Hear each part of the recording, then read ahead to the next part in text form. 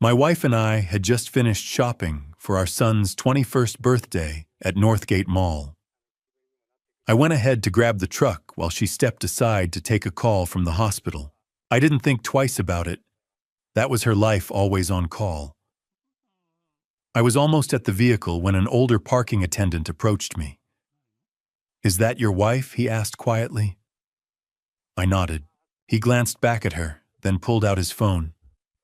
"Sir, you might want to see this." 30 seconds later, what he showed me made my stomach drop.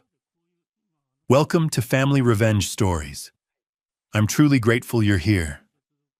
Before we dive deeper, tell me in the comments, where are you watching from today? I love seeing how far these stories travel.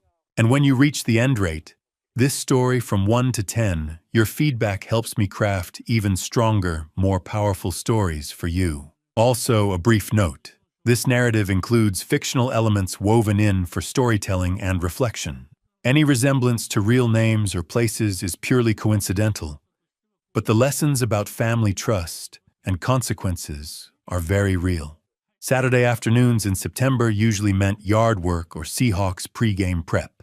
But this Saturday, September 7th, 2024, Diane had convinced me to spend the afternoon at Northgate Mall hunting for Evan's 21st birthday gift. "He's not a kid anymore," she'd said that morning over coffee. "Let's get him something grown up." We'd spent 3 hours wandering through department stores, finally settling on a TAG Heuer watch that made my wallet weep. But Evan was graduating with his engineering degree next spring, and Diane insisted he deserved something that would last. We were heading back to the truck, shopping bag swinging, when her phone rang. "Seattle Grace," she said, glancing at the screen. Her expression shifted instantly from relaxed to alert. "This is Diane Thornton." I watched her face change as she listened. Her free hand came up to rub her temple the way it always did when stressed. "How high is the fever? CT results right. Give me 20 minutes. She ended the call with an apologetic smile. "Emergency in the ICU, doctor. Prescott's out sick, and they need authorization for a transfer." "I'm so sorry, babe." "It's fine," I said, swallowing disappointment. That's the job. I need to call Dr. Vaughn to coordinate. She was already pulling up contacts. "Can you grab the truck? I'll meet you at the entrance." You know how he is with details. This might take a few minutes. Dr. Vaughn. The name didn't register then, it would later. I took her bags and headed across the parking garage while she stepped aside, phone already at her ear. Our silver Silverado was parked on level 3 west corner, same general area. I always chose a habit from my military days when finding your vehicle quickly mattered. The concrete structure was packed with Saturday shoppers, fluorescent lights, casting harsh shadows across rows of SUVs. I was 30 feet from the truck when the parking attendant approached. He was older, late 50s maybe, with gray-streaked dark hair and a weathered face. His uniform hung loose on a wiry frame, but his eyes caught me. Sharp. Careful. Like a man about to deliver bad news and hating it. "Excuse me, sir." I stopped keys halfway out. "Yeah." He glanced past me toward where Diane stood with her back to us, still on her phone. When he looked back, something in his expression made my stomach tighten. "Is that your wife?" he asked quietly. "The woman in the blue jacket." I followed his gesture. Diane was 50 feet away, animated on her call, gesturing the way she always did when explaining something complex. Even from here, I could hear her laugh, bright and genuine. That laugh. The one I hadn't heard directed at me in months. "Yeah, that's Diane." My voice came out cautious. "Why?" His jaw tightened. He pulled out his phone, tapped the screen, then seemed to steel himself. "My name's Vincent. I work here Tuesday through Saturday." He paused. 2 weeks ago, I saw something I've been debating whether to tell you about." Another pause. "Because what I saw, you need to know." Cold dread washed over me. "What are you talking about?" He turned his phone toward me. The video was grainy security camera footage from a high angle, but the timestamp was crystal clear. August 24th, 2024. 3:47 p.m. This same garage, this same level. There was Diane, with a man in surgical scrubs. He stood too close, hand resting on her hip with casual familiarity. She laughed that same laugh, and then he leaned in. The kiss wasn't quick or uncertain. It was practiced, comfortable, the kind that came from repetition. 30 seconds of video, 25 years of marriage shattered. I watched it twice, forcing myself to catalog details through the shock. The man was younger, mid-40s maybe, fit, confident. And Diane's body language was relaxed, leaning into him. This wasn't their first time. This wasn't a mistake. "What I debated showing you," Vincent said quietly, giving me space. "But if it were my wife, I'd want to know.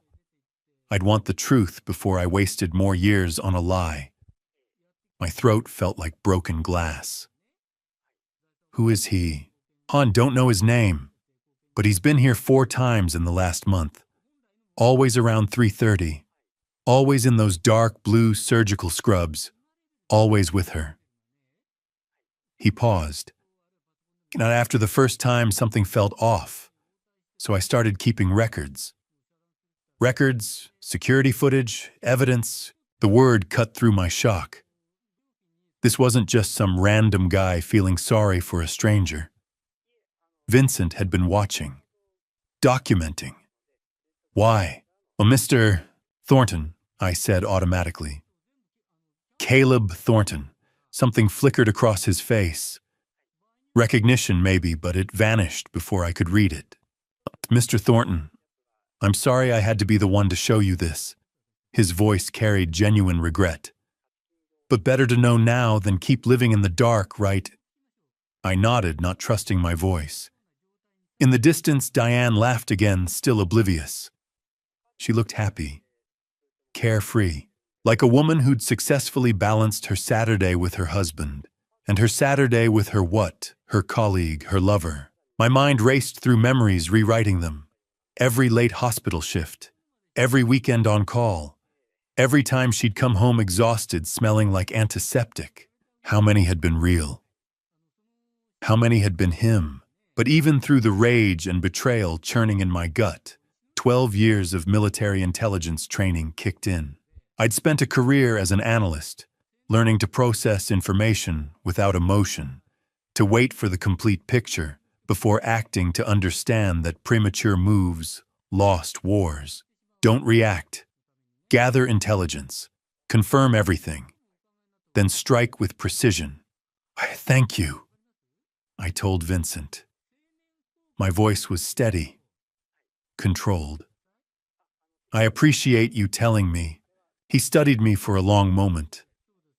"You're not going to confront her right now." Not yet." I glanced at Diane, wrapping up her call. "Not here." Something like respect crossed his features. "If you need anything more, evidence, testimony, whatever, you know where to find me. Tuesday through Saturday, 2 to 10. I filed that away and forced myself toward the truck. By the time Diane reached me, I had my expression locked down. Neutral, just tired from shopping. "Crisis averted," she said brightly, sliding into the passenger seat. "You know how Dr. Vaughn is, always panicking over nothing." She set her phone in the cup holder and smiled that smile I'd fallen for 26 years ago. "Thanks for grabbing the car, babe. My feet are killing me." Dr. Vaughn, the name landed like a physical blow. The man in the scrubs. The man she'd been kissing 2 weeks ago. The man she'd just spent 10 minutes coordinating with. "No problem," I said, starting the engine. She talked the whole drive home, hospital politics. Evan's birthday plans, a new restaurant we should try. I made appropriate sounds, nodded at the right moments, even smiled when she touched my arm. But inside, everything had changed. The man who would have confronted her in that garage who would have let emotion drive his choices, demanded answers, made a scene that man died somewhere between Vincent's video and the driver's seat. The one behind the wheel now was different. Someone who understood that showing your cards too early meant losing everything. Someone who knew real victory required patience, planning, and cold calculation. Dr. Vaughn. I filed the name with everything else. The timestamps, the scrubs, Vincent's careful documentation. The way Diane said his name, familiar, casual, like someone she spoke with daily. My hands stayed steady on the wheel. My voice stayed calm, answering her questions. My face showed nothing but a tired husband after a long day of shopping. But behind that mask, a different man was taking notes, calculating, planning. This wasn't over. It was just beginning. The house was dark when we pulled into the driveway. Bellevue's suburbs had that September quiet lawn, sprinklers on timers, porch lights glowing yellow, the distant hum of I-405 fading to white noise. Normal, peaceful, a different lifetime. Diane hummed while brushing her teeth some off-key pop song. I watched through the bathroom mirror as she caught my eye and smiled, genuine warm, nothing to hide. Long day, she said, rinsing her toothbrush. But Evan's going to love that watch. Yeah, he will. She kissed my cheek and pulled back the covers on her side. Our bed. The one we'd picked out 15 years ago. The one where we'd whispered about our son's grades and college applications and whether he was ready for the world. How much of that had been real? I went through my routine on autopilot, teeth contacts, out phone on the nightstand. Diane was already under the covers, scrolling through something on her phone. Blue light illuminated her focused expression. Then she placed it under her pillow. Not on the nightstand, not beside her, under the pillow. I'd watched her do this for months without questioning it. My alarm's too loud on the nightstand, she'd explained once. This way the vibration wakes me without disturbing you. Considerate, thoughtful, reasonable. Now I knew better. I climbed in, turned off my lamp, stared at the ceiling. The house settled with familiar creaks. The furnace kicked on. A dog barked twice down the street. Diane's breathing evened out within minutes. She'd always been a quick sleeper, planes, waiting rooms, the couch during Seahawks games. I used to envy that. Tonight I watched the digital clock. 11:47, 12:13, 1:28. At 2:04 a.m. her phone buzzed under the pillow. Soft, muffled. But I was so wired I heard it clearly. Diane shifted. Reached under the pillow, fingers brushing the phone. Then she smiled, still asleep. A small, unconscious curve of her lips. Who makes you smile like that, even in your dreams? Dr. Vaughn, dark blue scrubs, confident hands. That practiced kiss. I forced myself to breathe. 4 counts in 4, hold 4 out. Box breathing from my army days. Staying calm under fire. Because this was fire. My mind cycled through the past 8 months. Vincent had said 4 times in the last month, which meant this had been going on longer. 8 months of signs I'd missed. The gym bag in her trunk that never needed fresh clothes. The new perfume she'd started wearing in June, floral, expensive, not her usual scent. Her phone always face down. Now passcode locked, notifications hidden. Work's been stressful, she'd said when I'd asked. Hospital politics, budget cuts. I'd believed her. Why wouldn't I, 25 years? A son, a mortgage, joint accounts, retirement dreams. You don't question solid ground until you're falling through it. The rage came in waves. I wanted to shake her awake, demand answers, throw that phone across the room. Make her look at me while I asked who Dr. Vaughn was and how long she'd been lying. But under the rage ran something colder. 12 years as a military intelligence analyst had taught me that emotion kills strategy. Acting on impulse gets people hurt. The person who gathers information and strikes at the right moment wins, not the person who strikes first. If I confronted her now, what did I have? 1 security video. A suspicious phone habit. Gut feeling. She'd deny it, explain it away. Maybe accuse me of paranoia of not trusting her, and I'd have shown my hand before knowing the full game. No, better to investigate, document, build evidence that would hold up when I needed it. I needed a private investigator, someone who could follow her, confirm Vincent's video, find more. Bank records, phone records, patterns, because if this was real, and I knew it was, I needed to protect myself. Protect Evan, protect everything I'd built.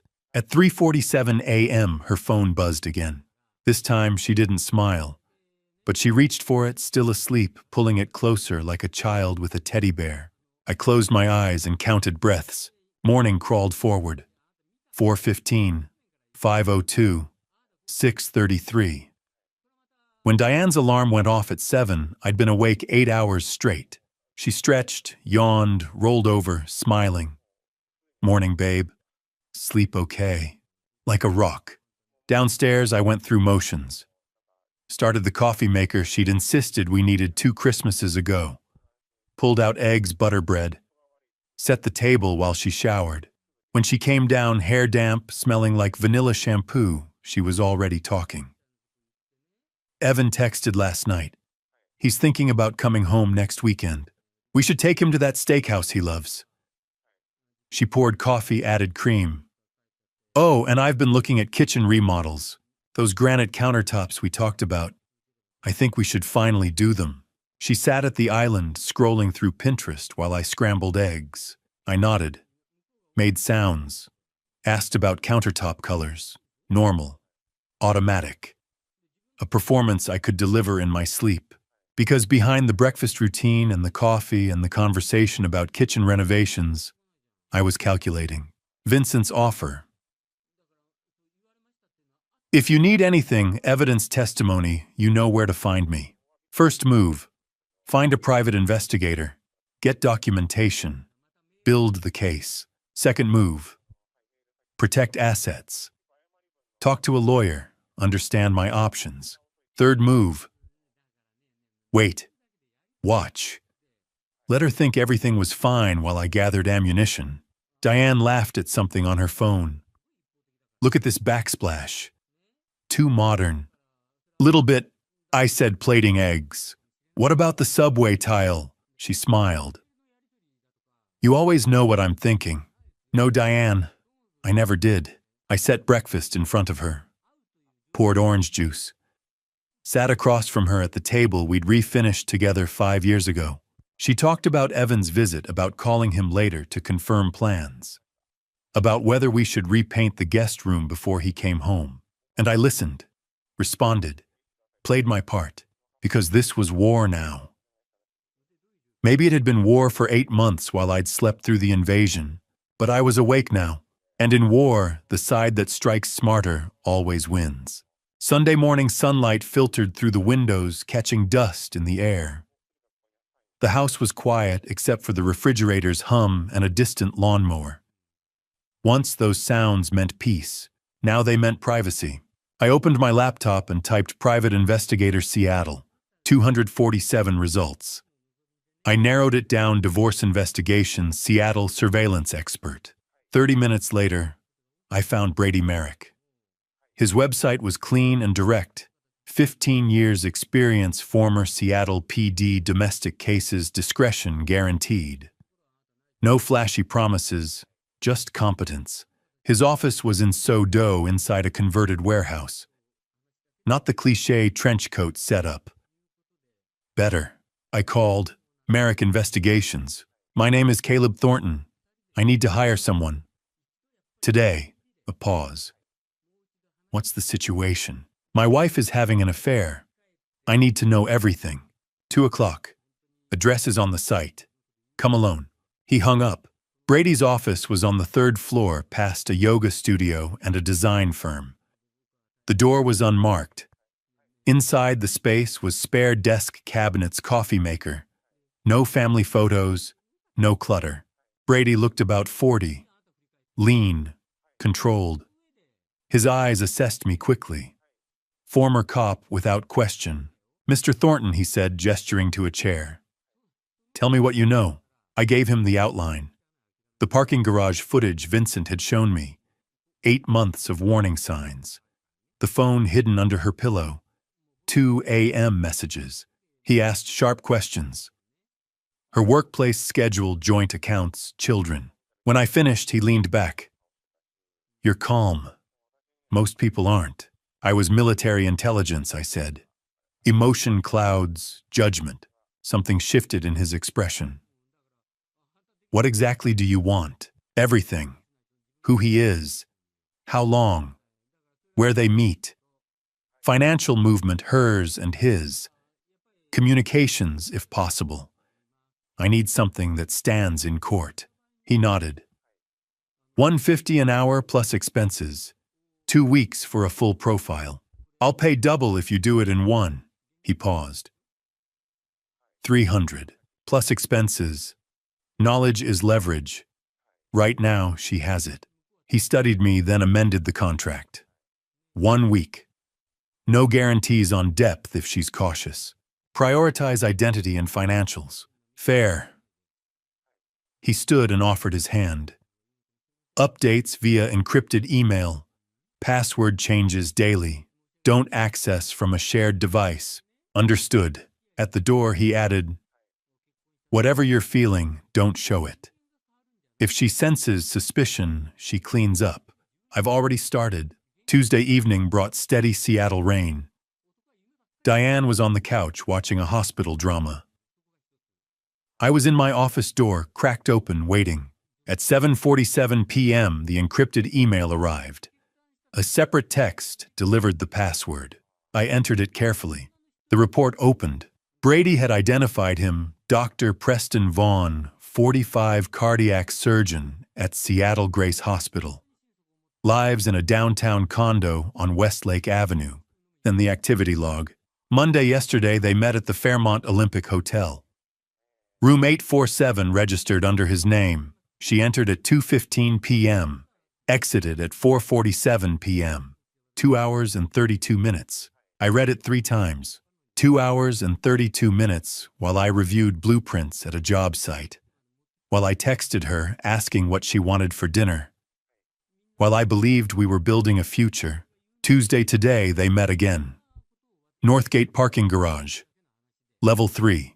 Physical contact observed. 8 minutes. The same garage where Vincent had first shown me footage. They were comfortable. Repeating patterns. The financial summary noted irregular transfers in our joint account. Brady was still investigating, but preliminary review suggested funds were moving. I leaned back. Dr. Preston Vaughn. A real man with a title and an address. A person who had been touching my wife, booking hotel rooms, messaging her at 2 in the morning. My chest tightened. 25 years reduced to timestamps and receipts.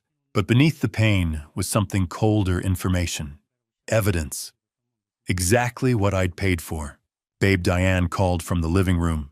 You coming? I closed the laptop. Locked it.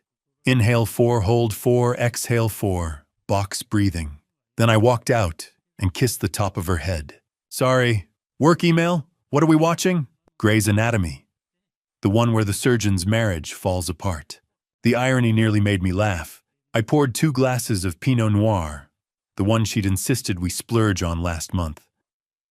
Sat beside her on the couch we'd picked out together during the remodel. On-screen actors portrayed dramatic betrayal. Beside me, Diane leaned into my shoulder, as she had for decades. Familiar? Automatic? She had no idea I'd just read a report detailing her Monday afternoon in a hotel room with another man. I sipped wine and considered what I was becoming. A man who could sit calmly beside his wife while mentally cataloging evidence. A man who understood that confrontation now would only drive her to a lawyer, drain accounts, erase proof. A man who knew justice required patience. On television, the fictional wife discovered the affair and threw her husband out immediately. Emotional, satisfying, reckless. I took another sip. That's not how you win. Wednesday evening, I went back to the parking garage. I'd thought about it all day through a morning site inspection.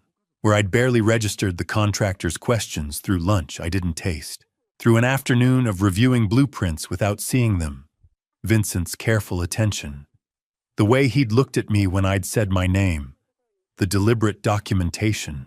You don't keep records like that unless you have a reason. I found him on the third level during his shift, guiding an SUV into a tight spot. When the driver left, he turned and saw me. No surprise crossed his face, like he'd been expecting this. Before I reveal what he told me in that bar, I need to ask you something. Type yes in the comments if you want to know the truth about Vincent. Type no if you think some secrets should stay buried. I need to see you're still here. Quick reminder.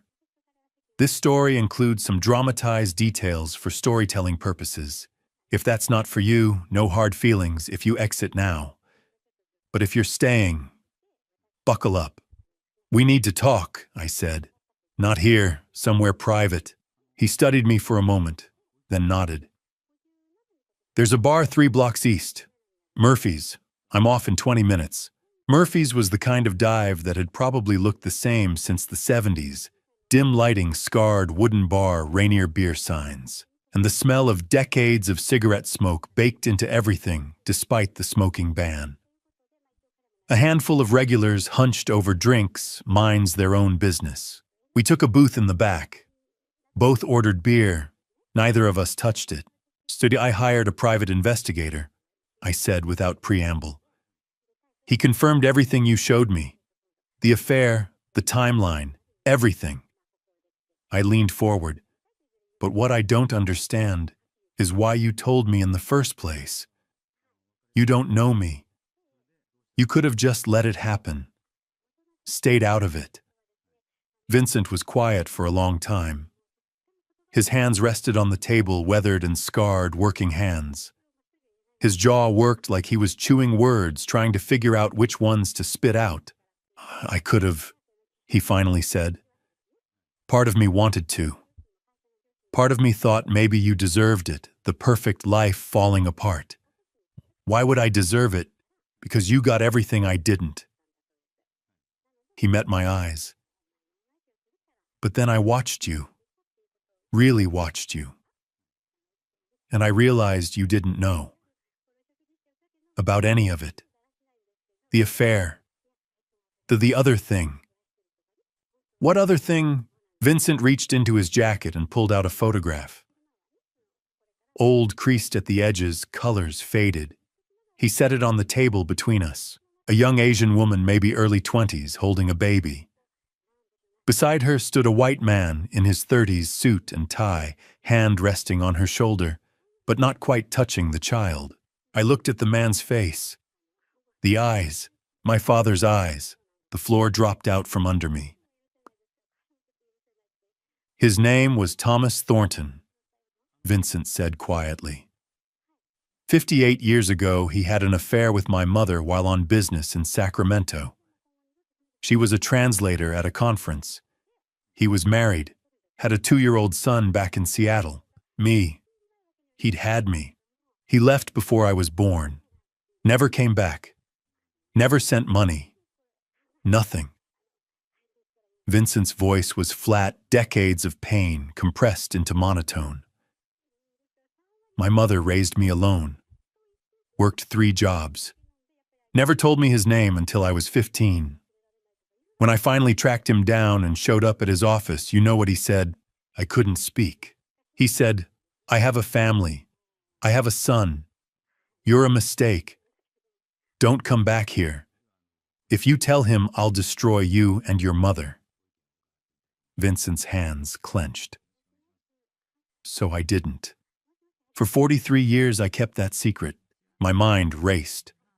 My father, the man who'd taught me to throw a football, who'd come to every Little League game, who'd worked overtime to pay for college, had done this. Had another son he'd threatened into silence. How did you find me? I managed. Vincent pulled out another document. A DNA lab report. My name at the top. His at the bottom. Probability of half-sibling relationship 99.97%. 3 years ago, I took a DNA sample from a coffee cup you left at a construction site. I was a licensed private investigator back then, mostly retired now, but I still had connections. Once I confirmed it, He trailed off. I didn't know what to do. Part of me wanted to confront you. Part of me wanted to see if your perfect life was really perfect. Part of me just wanted to protect you from getting hurt the way I did. So you took a job at the parking garage 6 months ago, after I'd watched you for a while, learned your routine, your wife's routine.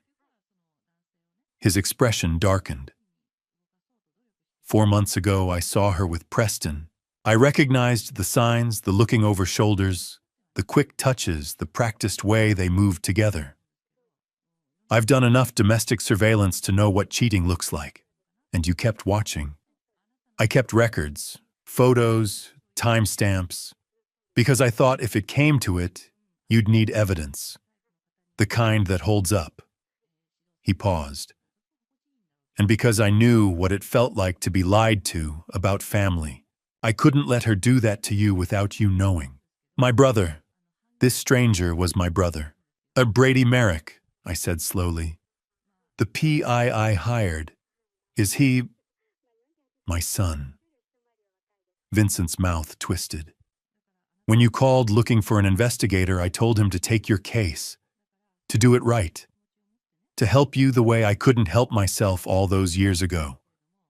We sat in silence. Two men who shared DNA and nothing else, connected by a father who'd failed us both in different ways. I'm sorry, Vincent finally said, for all of it, for how you found out, don't. I cut him off.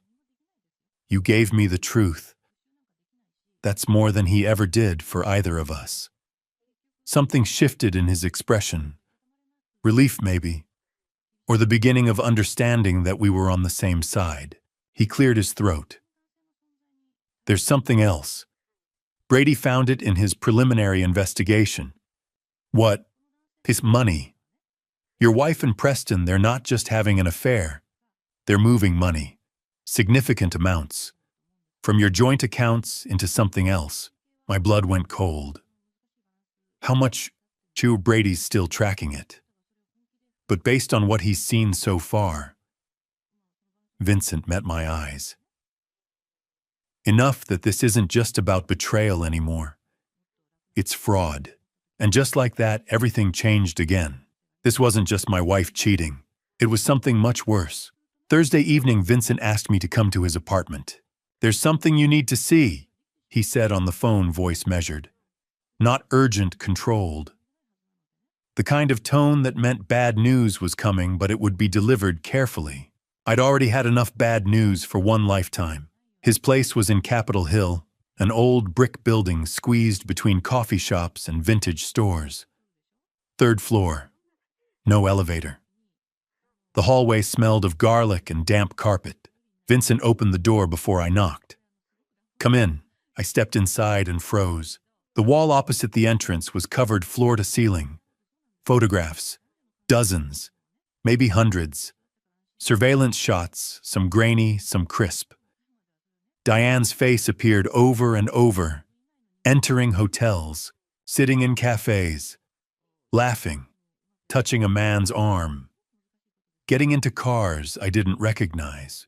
Between the photos were printed bank statements, business registrations, and timeline charts connected with red string.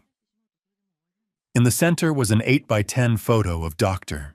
Preston Vaughn in surgical scrubs, smiling easily at the camera. Jesus, I whispered. Vincent closed the door. I know how it looks. But this is how investigations work. You map it until the whole pattern shows. I moved closer, drawn to the upper left corner of the wall. February 14th. Valentine's Day.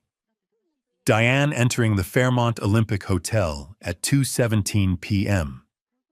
Another photo of her leaving at 5:43 p.m.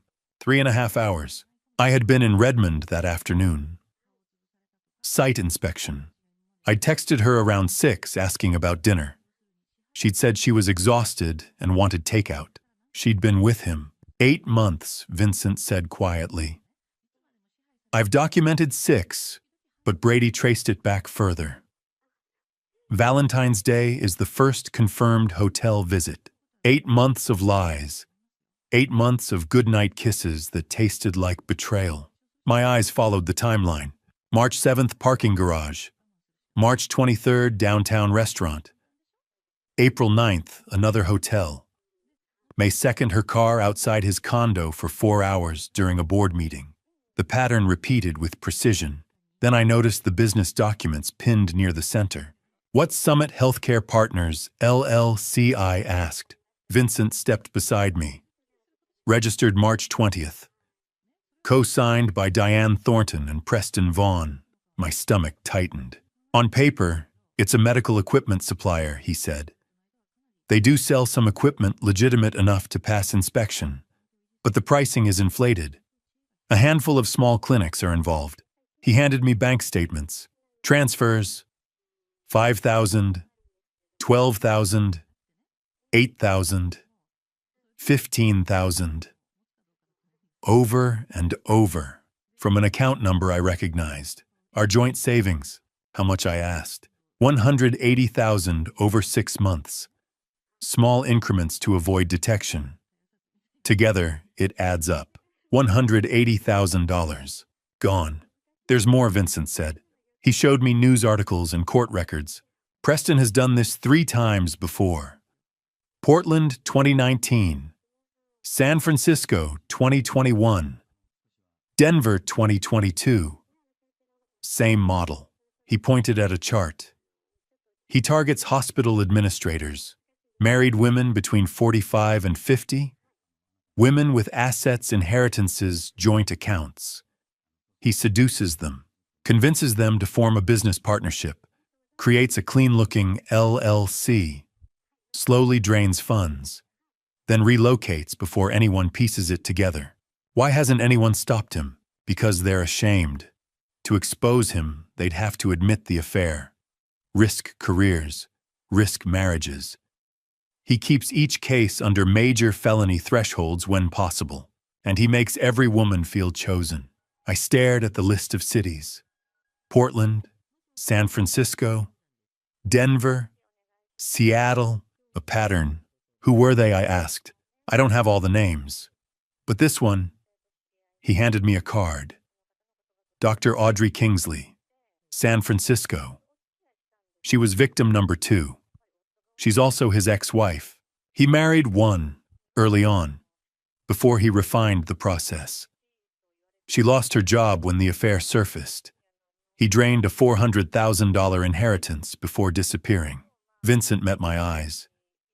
She's been waiting for someone to stop him. When I explained your situation, she agreed to talk. She's flying in tonight. When? Tomorrow, if you want. I turned back to the wall. A recent photo caught my attention. Diane in a cafe last week laughing. Preston leaning forward, intent on her face. She looked alive, happy. She had no idea. She doesn't know, does she? I asked. Almost certainly not, Vincent replied. That's his skill. He makes every woman believe she's the exception, that what they have is rare. I thought about Diane defending him at dinner, about the way she said his name, about how convinced she must be that this was love. She was a victim, like Audrey Kingsley, like the others. But that didn't erase what she'd done to our marriage, or the money, or the deception. I turned to Vincent, my brother, a man I'd known for less than a week, but who now stood at the center of this unraveling. Set up the meeting with Audrey Kingsley, I said. Tomorrow. He nodded. I want to know everything. Friday morning I called my sister. Bryn, I need your help. Legal help. Silence. Bryn Whitmore didn't do silence. 25 years as a divorce attorney had trained her to fill every pause with strategy. But this time she was quiet for 3 long seconds. Come to my office, she said at last. Now. Her office sat on the 10th floor of a downtown high-rise overlooking Elliott Bay. Corner suite, expensive furniture, diplomas and bar certifications framed along one wall. The kind of office you earn after decades of winning custody wars and dismantling joint assets. She closed the door behind me. Bryn was 4 years older, sharp-featured gray threading through her dark hair, gray she'd stopped dyeing years ago. Gray makes opposing counsel underestimate me, she used to say. Sit, she said now. Talk. So I did. I told her everything.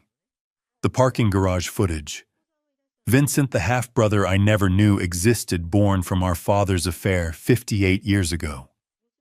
The wall of surveillance photos. 8 months of lies. Preston Vaughan's pattern of seduction and financial manipulation in 4 cities. The LLC Summit Healthcare Partners, co-signed by my wife and her lover. $180,000 siphoned from our joint account in small, deliberate transfers. Bryn didn't interrupt. Her face moved through shock anger, then settled into the cold focus I'd seen in courtrooms. When I finished, she said one word, bastards. Then she opened her laptop. Here's where you stand legally, she said.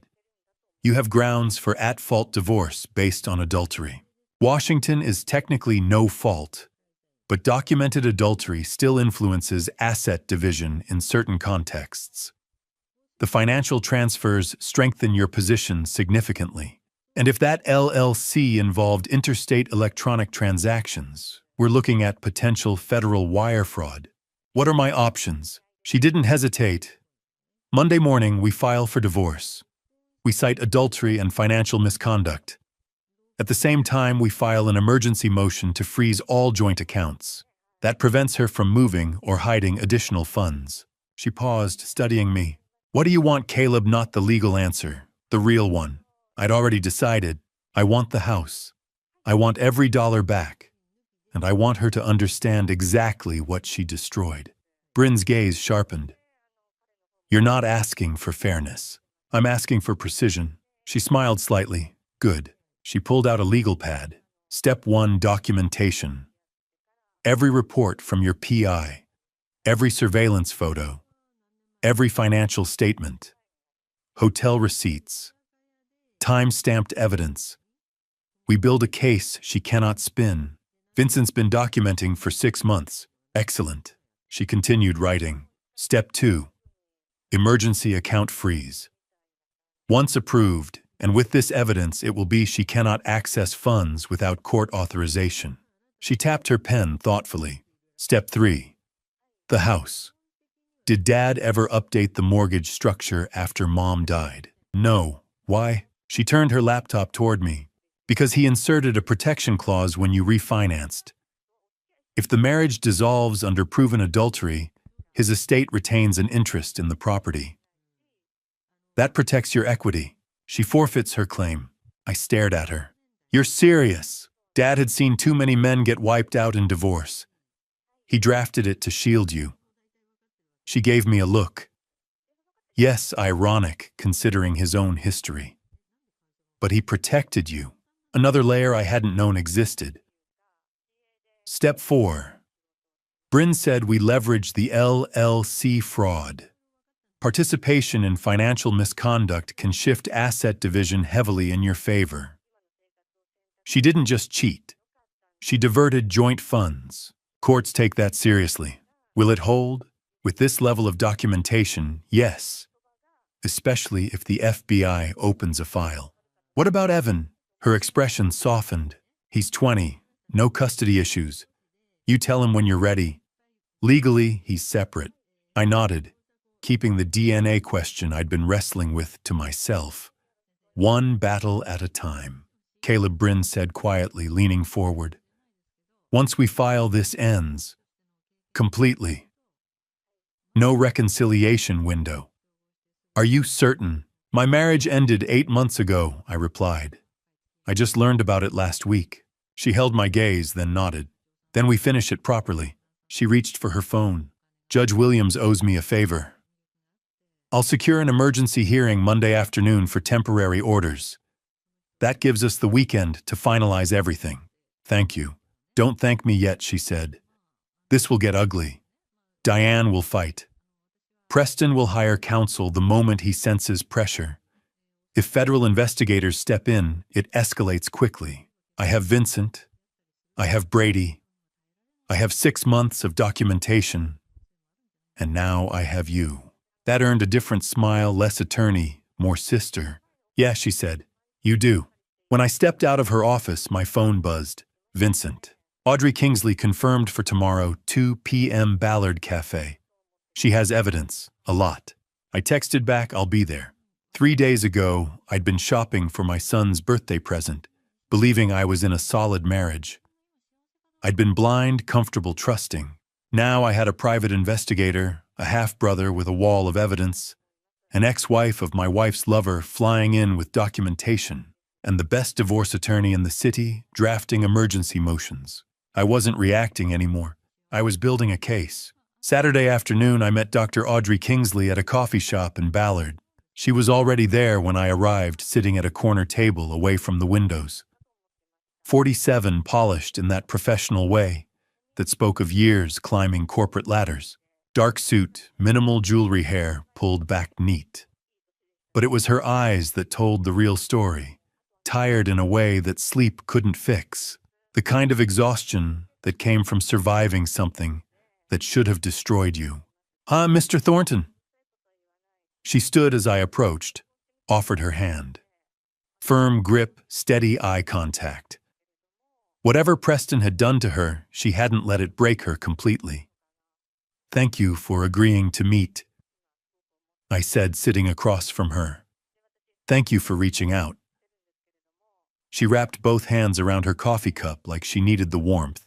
When Vincent called and explained the situation, said Preston was working the same pattern again in Seattle, I knew I had to help. Tell me what happened between you and Preston. She took a slow breath, organizing thoughts she'd probably organized 1,000 times before. We met 7 years ago. I was CFO at Oregon University Medical Hospital. Preston was the new hire, brilliant cardiac surgeon, charming, younger than most department heads. He made an impression immediately. Her mouth tightened. My marriage was struggling.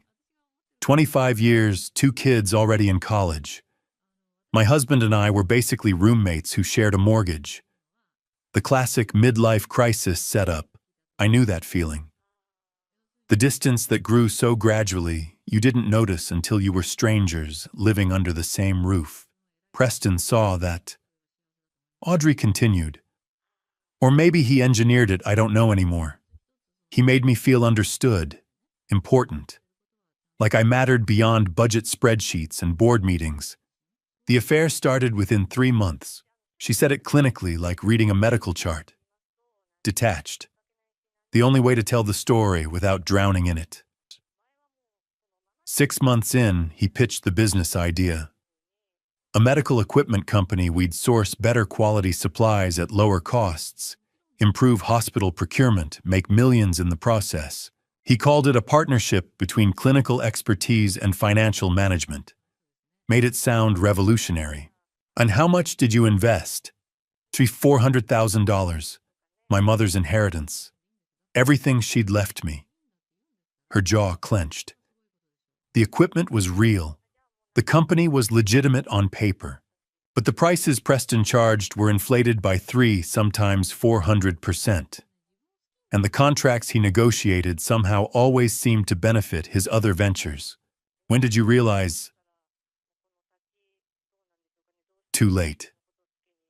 By the time I started asking questions, Preston had already structured everything to look like I was the one manipulating hospital contracts.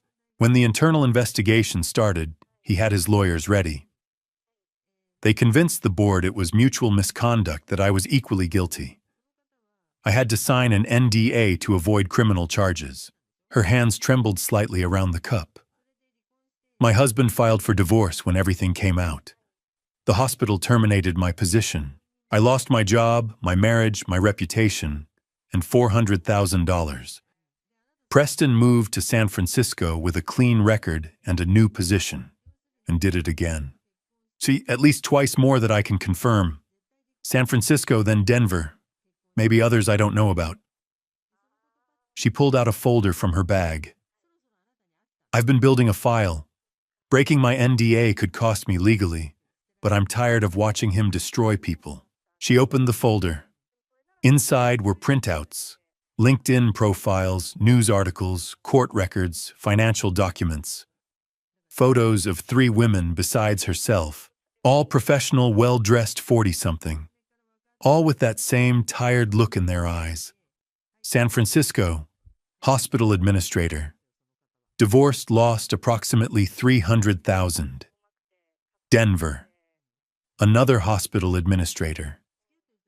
Same story, $250,000 gone. And now your wife in Seattle. The pattern was crystal clear when laid out like this. Hospital administrators, late 40s, married, assets. The same script playing out city after city, victim after victim. Why hasn't anyone stopped him? I asked. Shame, Audrey said simply. These women, myself included, would have to admit to affairs. Risk what's left of our careers and reputations. The NDAs are ironclad. The hospitals want to avoid scandal, and Preston's smart about keeping amounts below felony thresholds in most jurisdictions. She leaned forward.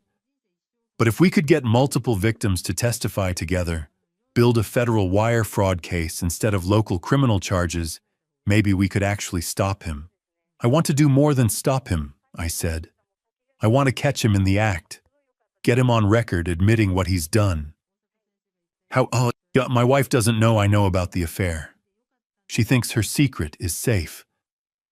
If I could get her to cooperate, wear a wire record, Preston confessing to the fraud, she'd have to flip on him, Audrey said slowly.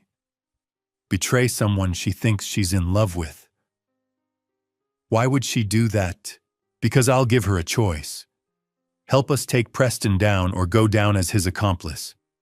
She's signed documents, co-signed the LLC, participated in fund transfers. Legally, she's as guilty as he is. Audrey studied me with those tired, sharp eyes. You're not doing this just to save your marriage. My marriage ended 8 months ago. I'm doing this because he needs to be stopped. Because you deserve justice. Because those other women deserve to know they weren't alone. And because my wife deserves to understand exactly what kind of man she's been protecting. Audrey was quiet for a long moment. Then she slid the folder across the table. I'll testify, she said. I'll break my NDA. I'll contact the other victims and see if they'll come forward. I don't care about the legal consequences anymore. I just want Preston Vaughn facing real justice for once in his life. I looked at the folder. 4 women's faces staring up at me from the documents. 4 lives dismantled by the same man who was currently dismantling mine. He will, I said. We'll make sure of it. Because this wasn't just about my marriage anymore. This wasn't about hurt feelings or betrayed trust or 25 years wasted. This was about stopping a predator. And we finally had an army strong enough to do it. The Seattle Grace Hospital annual fundraising gala was the kind of night where the city's medical elite gathered beneath crystal chandeliers to applaud their own brilliance. Diane had been excited for weeks. I had been preparing for 3 days. She bought a red silk dress that cost more than my weekly paycheck. Scheduled a hair appointment. Talked endlessly about board members, wealthy donors, and department heads angling for promotion. That morning I rented a tuxedo. The clerk asked if it was for a wedding. Something like that, I told him. Now we stood in the Fairmont Olympics Grand Ballroom, the same hotel where she'd spent Monday afternoons in room 847 with Preston Vaughn, and I watched her perform. She glided between hospital administrators, laughing lightly, kissing cheeks, embodying the devoted executive's wife. She was still the woman who had caught my eye 25 years ago, still beautiful, still magnetic. Still capable of lighting up a room. I just hadn't realized that glow included 8 months of betrayal with a cardiac surgeon. Vincent was outside in a valet uniform arranged through an old private investigator contact. Bryn stood near the bar in black, poised and watchful, playing my supportive sister while serving as legal witness. Under my rented tuxedo shirt pressed flat against my chest, a recording device captured everything. Washington was a one-party consent state. Every word spoken tonight would be documented. "There's Dr. Vaughn," Diane said, touching my arm. Her eyes had already found him across the room. They always did. "I should introduce you. He's been incredibly helpful with board politics. Lead the way." She laced her fingers through mine, her wedding ring flashing beneath the chandeliers, and guided me through the crowd. Preston stood at the bar among surgeons in tailored suits, radiating the confidence of men who held beating hearts in their hands. He was tall, fit, composed, the kind of doctor patients trusted instantly. His gaze found Diane before we reached him. I saw it recognition heat, then the swift shift to professional neutrality. He was practiced. "Comfortable," Dr. Vaughn, Diane said warmly. "This is my husband, Caleb Thornton." He extended his hand. "Mr. Thornton, a pleasure." His grip was firm. His eyes assessed me in seconds, construction worker, mid-50s, not part of this world. I watched him dismiss me as harmless. "Diane speaks highly of you," I said evenly. "She's invaluable to the hospital." He replied, smiling at her in a way that suggested something private. "I'm sure." I let silence linger. "She's told me so much about you these past few months. I feel like I already know you." A flicker crossed his face. "Your work," I continued casually. "Your investment advice. Your ventures, Summit Healthcare Partners. Diane mentioned your co-founders." The color drained from him. Diane's grip tightened. "Caleb. I've been studying how that company operates," I said, lowering my voice slightly. "Pricing structures, vendor contracts, transfer patterns. Construction teaches you to respect documentation." "I don't know what you're implying," Preston said.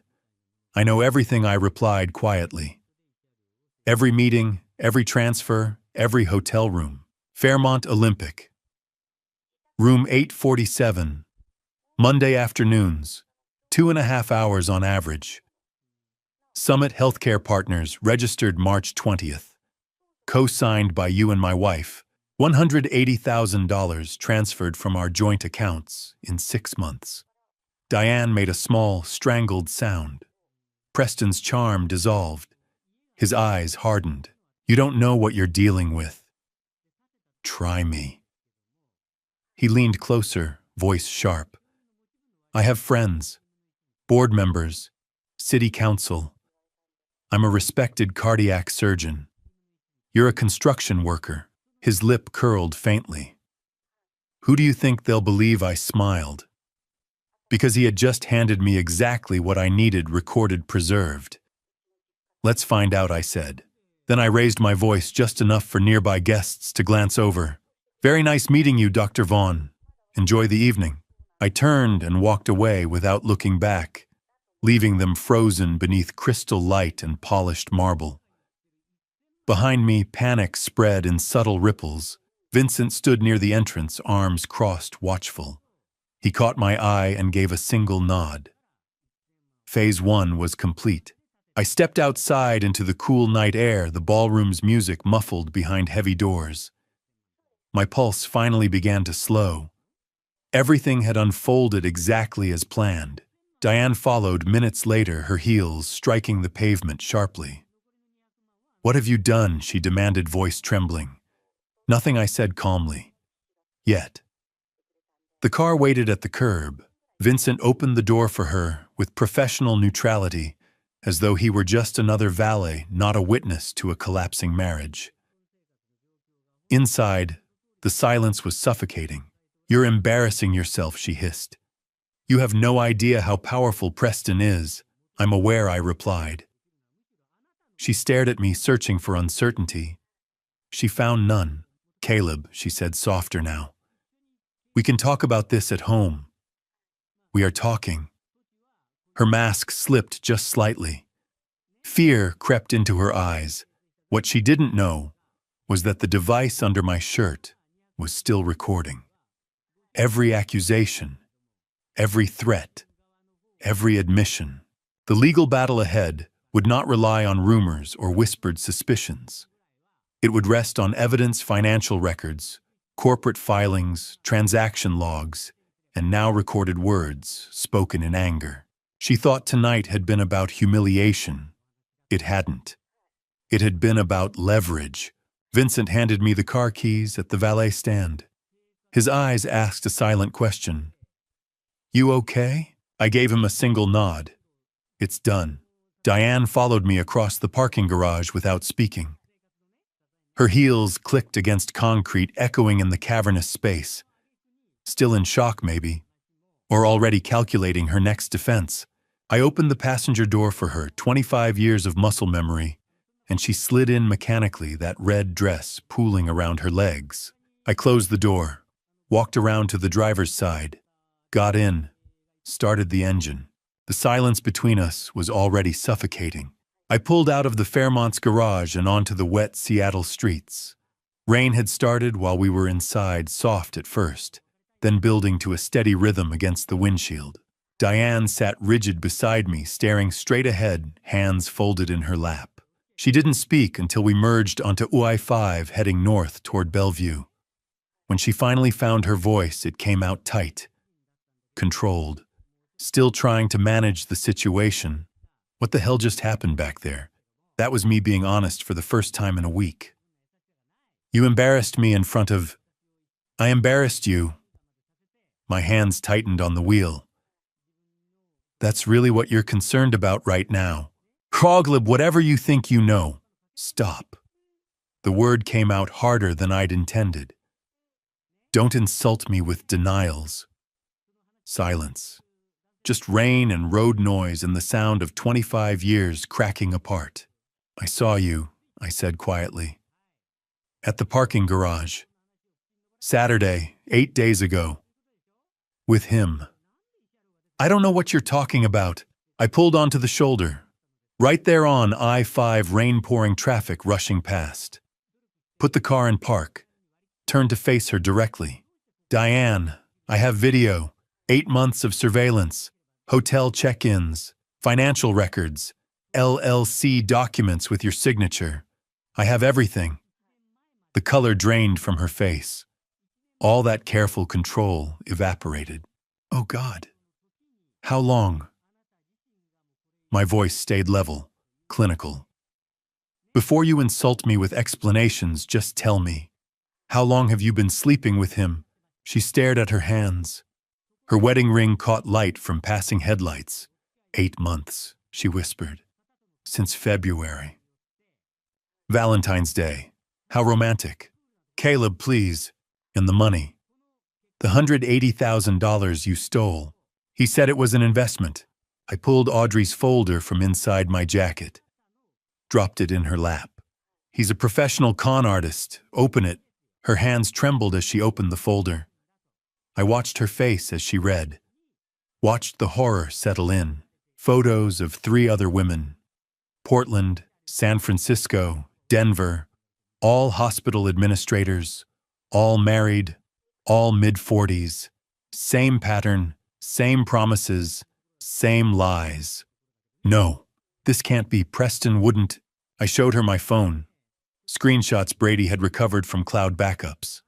Preston's messages to previous victims. "You're the only one who understands me. We can have a real future together. Just trust me with this investment." Word for word identical to messages he'd sent her. She scrolled through them, hands shaking. I watched the fantasy shatter. Watched her realize she'd never been special. Just another mark in a pattern going back years. He doesn't love me. Hollow. Broken. No. He never did. No. I destroyed everything for... Her voice cracked. "Oh God. Oh God, what have I done?" She started crying. Deep, wrenching sobs. I felt nothing. "I want you out of the house by tomorrow." "Well, I filed for separation. Bryn's my attorney. Monday the court freezes our accounts. Divorce papers come next week." "You can't just..." I can. You committed adultery, financial fraud, theft, 8 months of lies. I paused. Maybe longer. She went very still. What do you mean? Evan. I kept my eyes on the road as I pulled back into traffic. He's not mine, is he? Silence. I'm type O, you're type B, Evan's type A. That's genetically impossible if I'm his biological father. Caleb, please. Who was it? Someone before we married. During does it even matter anymore? She didn't answer, just kept crying. 20 minutes later, I pulled into our driveway. The house I'd bought. Renovated. Made into a home. The house where I'd raised another man's son. Get out! She stumbled from the car, mascara running that expensive red dress soaked from rain. I watched her fumble with her keys disappear through the front door. I sat there, engine idling, rain drumming on the roof. Tomorrow, everything would change. Monday, the legal machinery would start. By next week, divorce papers would be served. By next month, it would be over. But tonight, I just sat in my driveway and felt the weight of 25 years turning to ash. Not satisfaction, not victory, just a hollow, aching emptiness where my marriage used to be. The DNA test results arrived Monday morning via encrypted email. I sat in Bryn's office staring at the laptop screen, reading the lines over and over. Medical terminology, lab certification numbers, charts showing genetic markers that meant nothing to me. And at the bottom, in bold, probability of paternity, 0.00%. Caleb. Bryn's voice came from somewhere far away. I closed the laptop, sat back, looked at my hands. He's not my son. 20 years. Every birthday party where I'd carried the cake while everyone sang. Every baseball game where I'd taught him to swing level, keep his eye on the ball. Every parent-teacher conference where teachers told me what a good kid he was, how proud I must be. Every time he'd said, "I love you, Dad," before bed. I'm so sorry, Bryn said quietly. Are you? I stood, walked to the window. Downtown Seattle stretched below buildings and traffic and people living their normal Monday mornings. Because I'm not sure how I'm supposed to feel right now. However you feel is valid. The blood types, I said, still staring out the window. I looked it up last week. Type O and type B can't produce type A. It's genetically impossible. I turned to face her. 20 years of diapers and homework and parent-teacher conferences. 20 years teaching him to ride a bike, drive a car, be a good man. And none of it was real. Stop. Bryn's voice was sharp. She stood, came around her desk. Don't do that. Don't let Diane's lie poison what you built with that boy. It was built on your choice to love him, to show up, to be there. She pointed at the closed laptop. That test tells you about biology. It doesn't tell you about fatherhood. You've been his father in every way that matters. But he's not. He's your son, Caleb. You raised him. Biology doesn't determine that. Love does. Time does. Presence does. Her eyes were fierce. That number on the screen, that's not 0. What you've given him for 20 years, that's everything. I sank back into the chair. Felt something in my chest crack open. How do I tell him? My voice came out rough. That his whole life is built on his mother's lie. Bryn sat on the edge of her desk. Does he need to know right now? He deserves the truth. He's 20, away at college. Senior year, the most critical time for his development, his career plans, his sense of identity. She paused. Telling him now would destroy him. So I just lie by omission, Haikchung. No, you wait. Until after graduation. Until he's stable, employed, ready to process something this devastating. Until you're ready to have that conversation. I thought about Evan. engineering senior, job interviews coming up, his whole future ahead of him. We wait, I said finally, and we protect that choice. Bryn pulled up a document on her computer. Non-disclosure clause in the divorce settlement. Diane is prohibited from telling Evan about the paternity. If she violates it, she faces financial penalties and contempt charges. That feels wrong, like I'm covering up the truth. You're not covering it up. You're controlling when and how Evan learns something that will fundamentally reshape his understanding of himself. Bryn turned the screen toward me. You can tell him later, when he's ready, when you're ready. But Diane doesn't get to weaponize that truth in anger or spite. You decide, not her. I stared at the clause, read it 3 times. On my terms, I said, not hers. Exactly. Bryn opened another folder. Let's talk asset division. She walked me through it. Clinical, professional, 25 years reduced to spreadsheets. The house $800,000 in equity would go to me. Dad's infidelity clause. The irony wasn't lost on me. My father, who'd had his own affair that produced Vincent, had still thought to protect me from the same fate. Retirement accounts $1.4 million total. I'd keep $1.2 million. Diane would keep only her own 401k, about $200,000. She'd forfeited the joint savings through fraud and theft. My construction business, $500,000 in value, stayed entirely mine. Built before and during the marriage, but she'd forfeited any claim through adultery. No alimony. At-fault divorce plus financial fraud meant she walked away with almost nothing. Ma, the emergency hearing is at 2, Bryn said. Judge Williams will freeze the joint accounts today. Diane won't be able to touch another dollar without court permission. And the divorce papers, served by end of week. She paused. This is really happening, Caleb. Once we file, once these accounts freeze, there's no going back. Are you ready? I thought about Evan away at college, unaware that his family was imploding. Unaware that his mother had lied about his paternity for 20 years. Unaware that I was fighting to protect him from truths he wasn't ready to handle. I thought about Diane, who'd stolen 20 years of truth from both of us. Who'd built our family on lies I was still uncovering. I thought about Preston Vaughn, who'd destroyed multiple lives for money and ego, and would have walked away clean if I hadn't stopped him. I'm ready, I said. Let's end this. Bryn slid the papers across her desk. I picked up the pen and signed. Monday evening, I sat alone in the house that was finally just mine. The silence felt different now.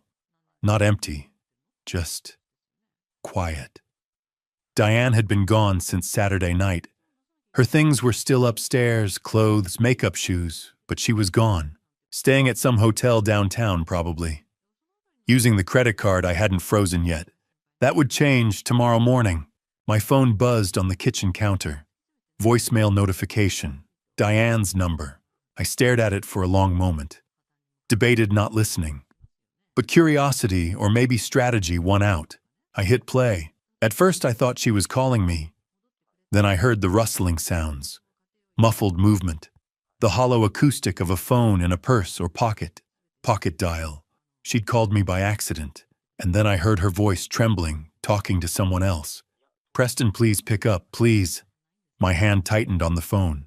Ringing sounds through the recording. Once, twice, 3 times. Then a click. What? Preston's voice came through cold. Flat. Nothing like the charming surgeon who'd smiled at me at the gala. Oh, thank God. Diane's voice was thick with tears. Caleb, he knows everything. About us, about the money, everything. He froze the accounts, filed for divorce. I told you not to call me. Preston, what do we do? I don't know what to... We. His voice turned sharp. There is no we anymore, Diane. Silence. Then Diane's voice, smaller, broken. What do you mean? I mean, you were careless. You let yourself get caught. I can't be associated with any of this. But you said we'd start over together. California. The practice we'd build. I said a lot of things. Matter of fact, like he was discussing weather. Look, this was fun while it lasted, but you've become a liability. A liability. Her voice cracked. Preston, I left everything for you. My marriage, The LLC is in your name. The transfers came from your accounts. Your signature is on everything. Each word was a door slamming shut. Good luck explaining that to your lawyer. You can't just, Preston, please. Watch me. Click. The line went dead. For several seconds, there was nothing but the sound of Diane breathing. Then she started sobbing. Deep, wrenching sounds that might have moved me 2 weeks ago. Now I just listened clinically. Evidence. Every word was evidence. Oh, God, she whispered to herself through the tears. He never loved me. He was just using me all along. Oh, God, what have I done? The voicemail cut off. Time limit reached. I stood in my kitchen phone, still pressed to my ear, staring at nothing. Then I played it again, listened to the whole thing a second time. Preston's cold dismissal. Diane's realization hitting in real time. The confirmation that everything Audrey had told me was true. Preston Vaughn was a professional. He'd done this before. He'd do it again, unless we stopped him. I saved the voicemail, forwarded it to myself via email, backed it up 3 different ways. This was exactly what we needed. A knock at the door pulled me out of my thoughts. I opened it to find Vincent holding 2 bags of Chinese takeout. Figured you hadn't eaten, he said, walking past me into the kitchen like he'd been doing it for years instead of weeks. I've been eating. Coffee and rage don't count as a meal. He started unpacking containers. Kung Pao chicken, fried rice, egg rolls. Despite everything, I almost smiled. Since when are you my nutritionist? Since I'm your brother and somebody needs to make sure you don't self-destruct. He grabbed plates from the cabinet, somehow already knew where they were. You look like hell, by the way. Thanks. What are brothers for? We sat at the kitchen table. Vincent handed me a fork. Something happened, he said. Not a question. I pulled out my phone. Diane pocket-dialed me about an hour ago, left a voicemail. I hit play. Vincent's face went darker with every word. By the time Preston said, "Watch me," and hung up, his jaw was clenched tight. "Oh, that son of a bitch," he said quietly. Preston just gift-wrapped us a confession and made Diane desperate. Vincent looked up at me. Desperate people cooperate. That's what I'm counting on. I took a bite of chicken, first real food I'd eaten all day. Give her one more day. Let her realize she's completely alone. Preston's gone. I'm gone. The money's about to be gone. Then we approach her about the wire. You think she'll do it? What choice does she have? I picked up my phone, played the voicemail one more time. Diane's voice. He never loved me. He was just using me. She's finally seeing what we've known all along. Preston Vaughn is a predator, and she was just another mark. Think she'll throw him under the bus? She already has. We just need to make it official. Vincent nodded slowly, picked up his beer. You know what's weird? What? I don't even hate her anymore. I said it before I'd really thought about it. I just feel done. Vincent studied me for a moment, then nodded. That's maturity or exhaustion. Sometimes they're the same thing. My phone buzzed. Text from Bryn. Emergency hearing approved. Accounts frozen as of 8 a.m. tomorrow. She's cut off. I showed Vincent. He raised his beer. To consequences. I picked up mine. To consequences. We clinked bottles. And for the first time in 2 weeks, since that Saturday afternoon in the parking garage when my world had imploded. I almost smiled. Tomorrow we'd approach Diane about cooperation. But tonight, sitting in my kitchen with the brother I never knew I needed eating Chinese food and planning strategic strikes, I felt something shift. Control. It was finally coming back. 2 weeks passed since Preston abandoned her. 2 weeks we let Diane stew in that hotel room, isolated and desperate. Preston's silence confirmed what the voicemail had already proven: he'd discarded her the moment she became a liability. The accounts had been frozen since September 24th. She was living on a credit card that would max out soon, eating room service and searching job sites that wouldn't hire someone whose professional reputation was about to implode. Bryn had been monitoring the situation. "She's desperate enough now," she'd said Tuesday evening. "Time to move." Wednesday morning, the three of us, me, Bryn, and Vincent, arrived at the Courtyard Marriott near Seattle Grace Hospital. Room 314. I knocked. The woman who opened the door was barely recognizable. No makeup. Sweatpants and an oversized t-shirt. Hair pulled into a messy bun. Eyes swollen and red from crying. This was the same woman who'd worn that red silk dress to the gala 2 weeks ago, radiant and confident, and completely unaware her world was collapsing. "Caleb," her voice cracked. "I didn't think you'd—" "This isn't a request," I said. She stepped back, letting us in. The hotel room told its own story. Unmade bed. Room service trays stacked on the desk. Laptop open to LinkedIn, and indeed evidence of a desperate job search that wasn't going anywhere. The clinical smell of industrial cleaning products mixed with stale coffee. Bryn walked in first, professional and cold. "I'm Bryn Whitmore, Caleb's sister and attorney. We're here to discuss your options." Diane looked between us, confusion mixing with fear. "My options? You're facing federal wire fraud charges." Bryn's voice was crisp, clinical. "The $180,000 you transferred to Summit Healthcare Partners constitutes federal bank fraud. That's a federal crime. 5 to 10 years in prison if convicted." Diane's legs seemed to give out. She sank onto the unmade bed. "I didn't know. Ignorance isn't a defense. You signed the documents. You executed the transfers. You're an accomplice." Bryn pulled out a folder. "Preston Vaughn has said the same things to 3 other women. Take a look." She handed over Audrey's folder. Diane opened it with shaking hands. I watched her face drain of color as she read. Portland, San Francisco, Denver. 3 women before her. Same pattern. Same lies. Same promises. "Oh, God," she whispered. The FBI is building a case against him," Bryn continued. "They need someone who was involved, someone who can testify." Diane looked up slowly. "You want me to testify against Preston?" "Yeah, we want you to wear a wire," Bryn said. "Get him to admit the fraud on tape, then testify when the case goes to trial. He'll destroy me." I spoke for the first time since entering. "He already destroyed you." My voice was calm, factual. "Not cruel, but not kind either. You lost your husband.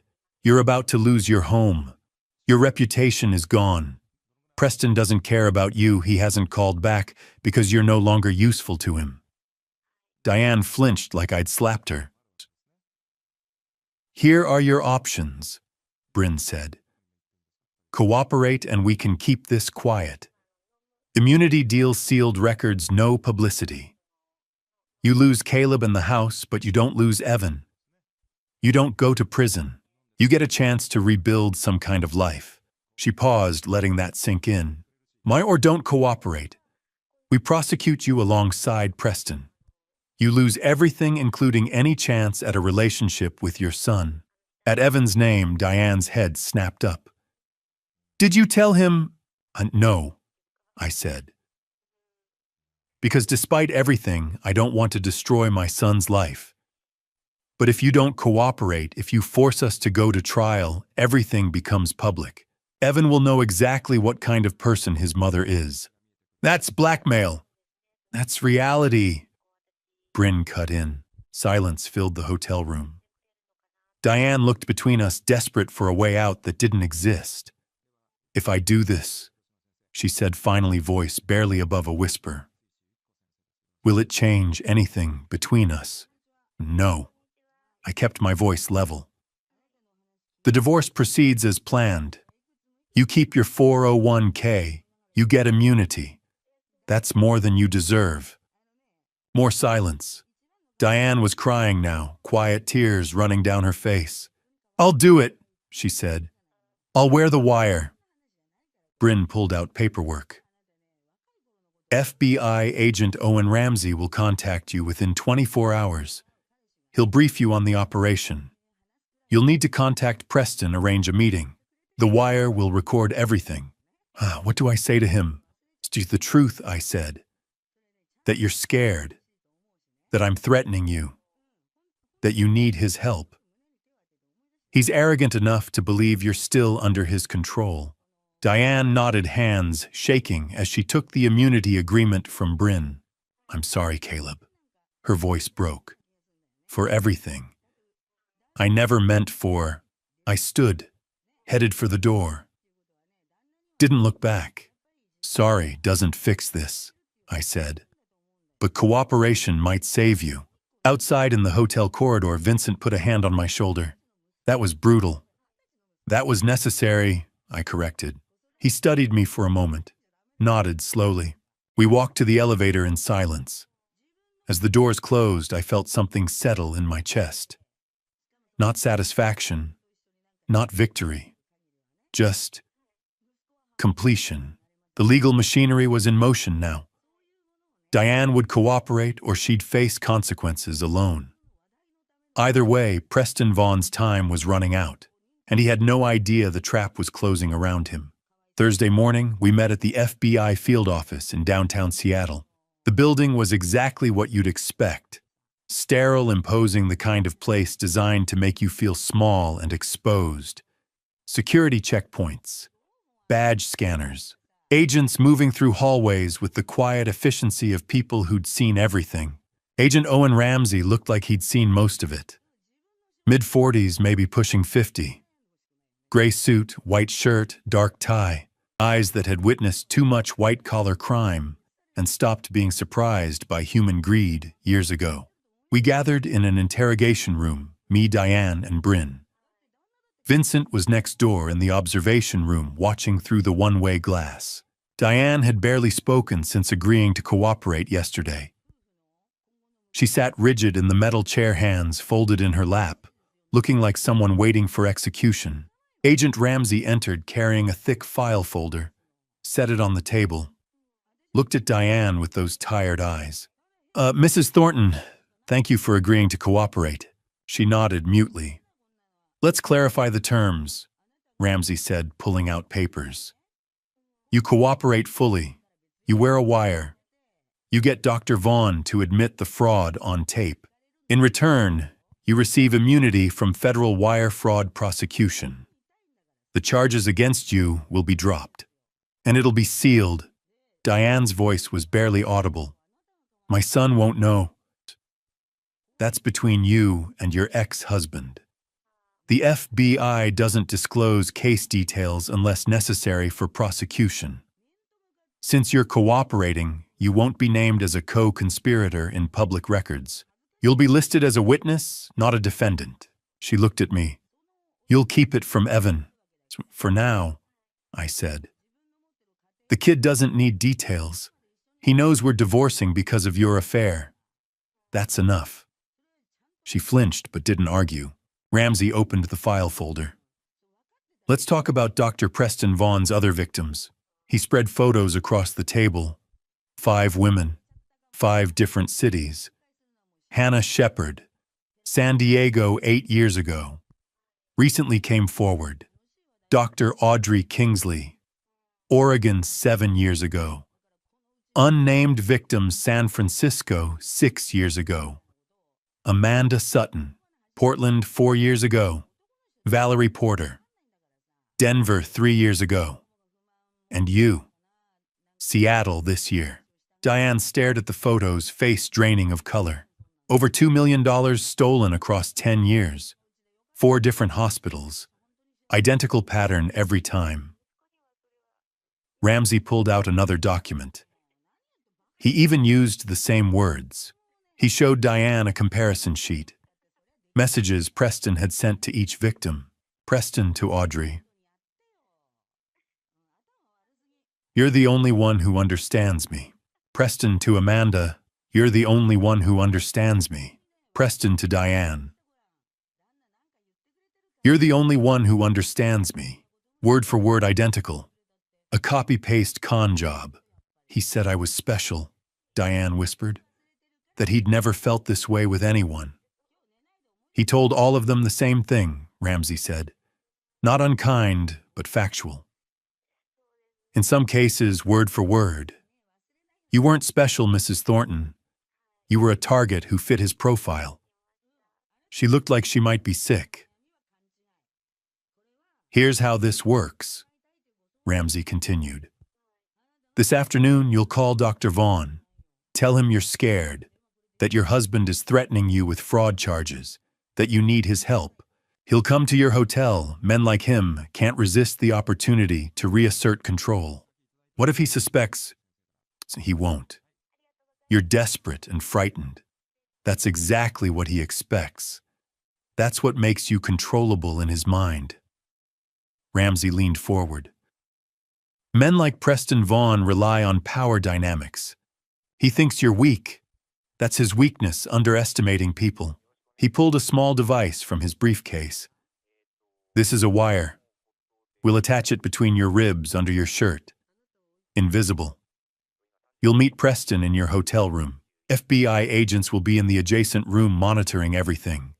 Your job is simple. Get him talking about the LLC, the money, his pattern. He'll incriminate himself if he thinks you're still on his side. Diane's hands were shaking. What do I say? The truth. That you're terrified.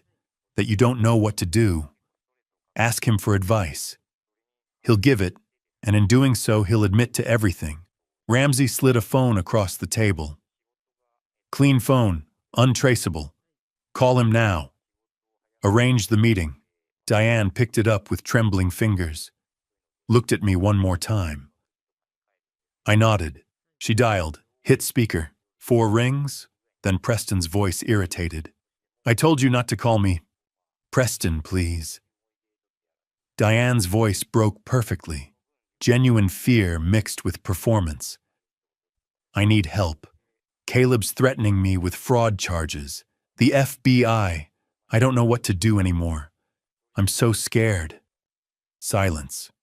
I could almost hear him calculating on the other end. Where are you?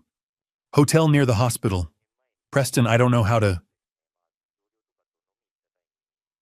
send me the address. I'll come by this afternoon.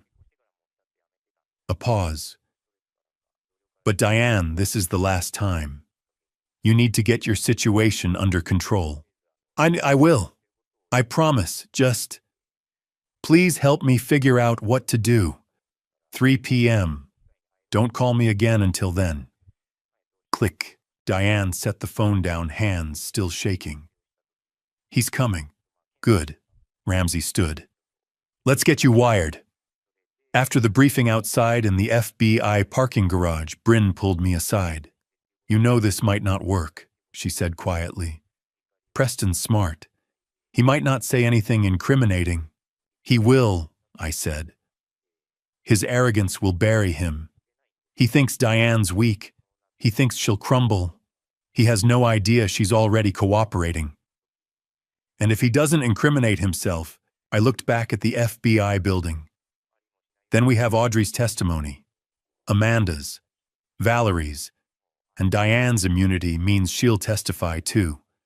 Preston Vaughn is finished either way. But today just determines how quickly. Bryn studied me for a moment, nodded. Then let's make sure it's quick. That afternoon at 2:50 p.m., I sat in room 316 watching a video monitor. On the screen, Diane paced back and forth in room 314, her hands shaking. She'd been in there alone for 10 minutes, waiting. Agent Ramsey stood beside me, one hand on his earpiece, his voice barely a whisper into his mic. "Remember what we discussed, Mrs. Thornton?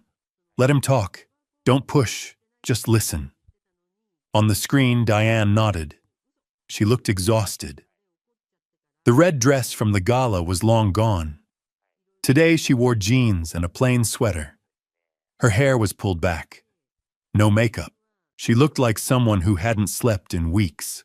Vincent stood behind me, arms crossed. Bryn was beside him, taking notes on her tablet. None of us spoke. At 2:55 p.m., there was a knock on the door of room 314. Diane jumped. Her hand went to her ribs where the recording device sat hidden beneath her sweater. Then she walked to the door and opened it. Preston Vaughn stepped inside. He wore surgical scrubs under a jacket he must have come straight from the hospital. His expression was cold, impatient. "This better be important, Diane. I've got surgery in 2 hours." Diane closed the door behind him. Her voice was small, frightened. "Caleb knows everything." Preston's jaw tightened. He glanced around the room as if checking for cameras.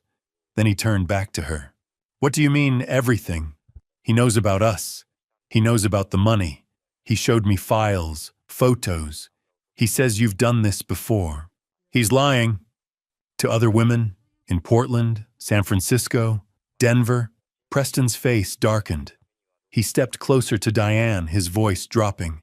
"Your husband is fabricating stories because he's angry. That's what bitter men do when they lose." Diane shook her head. She was crying now. "He froze our accounts, Preston. He filed for separation. He says I helped you steal money, that I signed documents. It was a legitimate business investment. That made me part of a fraud scheme." Preston grabbed her arm. Not hard, but firm enough to make her flinch. "Listen to me. Summit Healthcare Partners was a real company.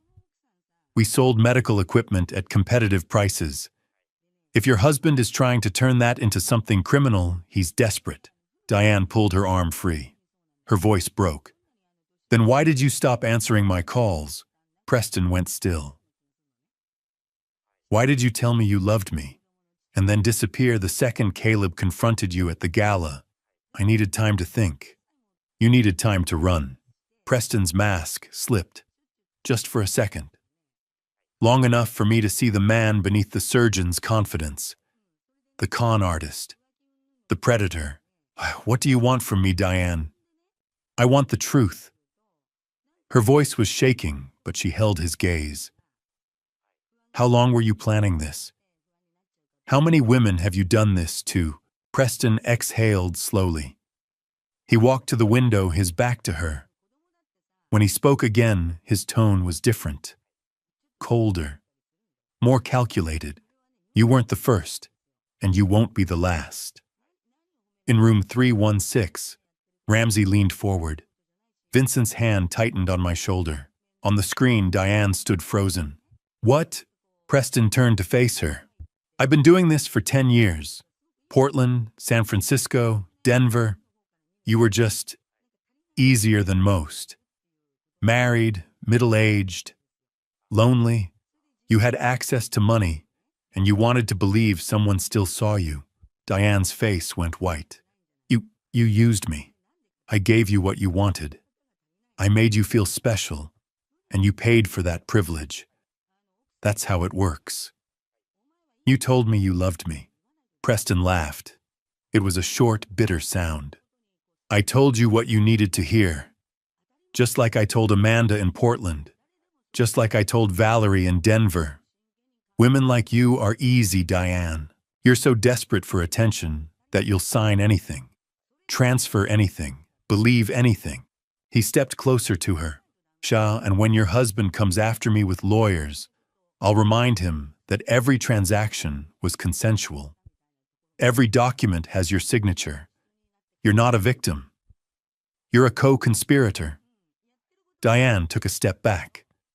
Her hand went to her chest where the recording device was hidden. Her voice was barely a whisper. "You're a monster." Preston shrugged. "I'm a businessman.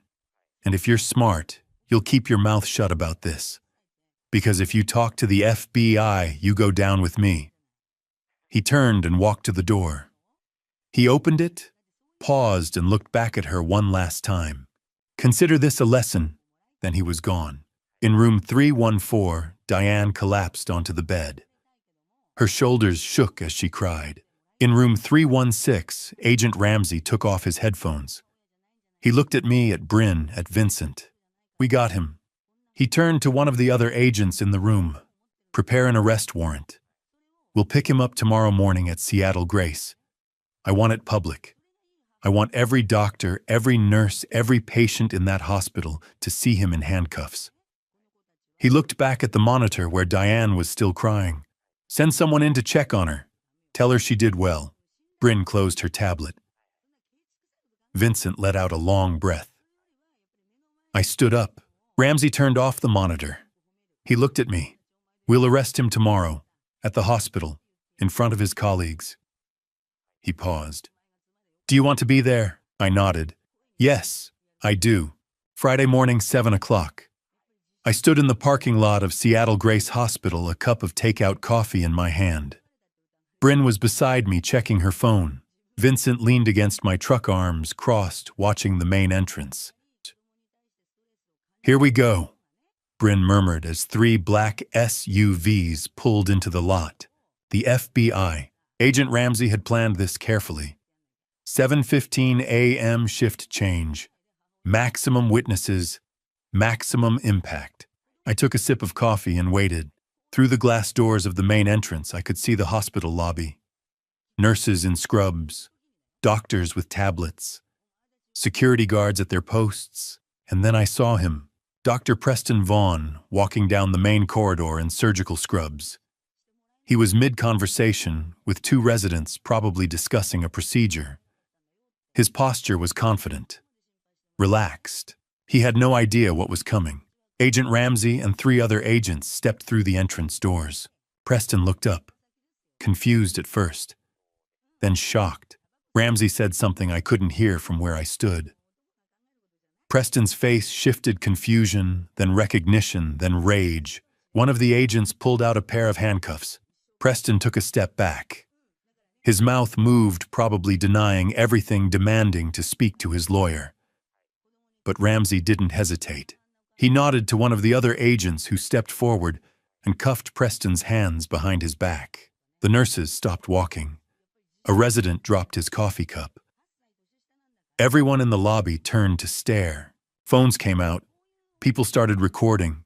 Ramsey gestured toward the main hallway, and the agents began walking Preston through the hospital. Not the back exit, not the service corridor, the main hallway, past the nurses' stations, past the surgical suites, past the administrative offices. A perp walk. Preston, still in his surgical scrubs, still wearing his hospital ID badge, handcuffed and escorted by federal agents, through the hospital where he'd worked for 2 years. I watched through the glass as they walked him past his colleagues, past the people who'd trusted him, past the administrators who'd hired him. His face was red, his jaw clenched, but he kept his eyes down. The agents reached the main entrance and pushed open the doors. Preston stepped outside into the morning sunlight. And then he saw me. I was standing beside my truck 50 feet away, coffee cup raised in a mock salute. Even from that distance, I saw the moment he recognized me. Saw the hatred flare in his eyes. I didn't smile, didn't say anything, just held his gaze. Bryn glanced at me. "You're vindictive. I'm thorough." The agents led Preston toward one of the SUVs. That's when the news vans arrived. 3 of them pulling into the lot with cameras already rolling. The FBI had tipped them off. Ramsey had told me they would. Reporters jumped out, microphones in hand. "Dr. Vaughn, are the charges true? How many victims were there?" Did Seattle Grace know about the fraud? Preston said nothing. just ducked his head as the agents opened the back door of the SUV and guided him inside. The door slammed. The SUV pulled away. By noon, every doctor, nurse, and administrator in Seattle's medical community would know. By evening, it would be on the regional news. My phone buzzed. A text from Audrey Kingsley. I just saw the news. Thank you. After 4 years, there's finally justice. I typed back, he won't be able to hurt anyone else.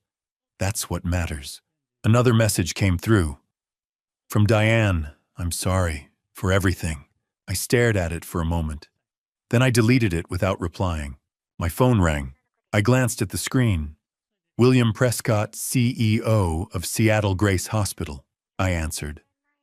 Thornton, Mr. Thornton. His voice was formal, careful. I wanted to personally apologize.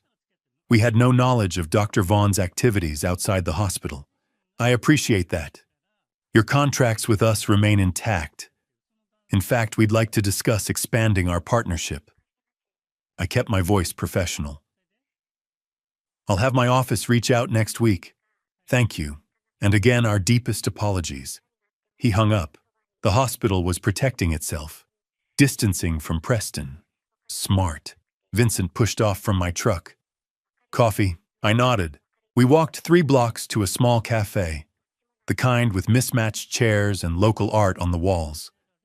A TV mounted above the counter was tuned to the local news. Breaking news this morning, a prominent Seattle surgeon has been arrested on federal wire fraud charges. Dr.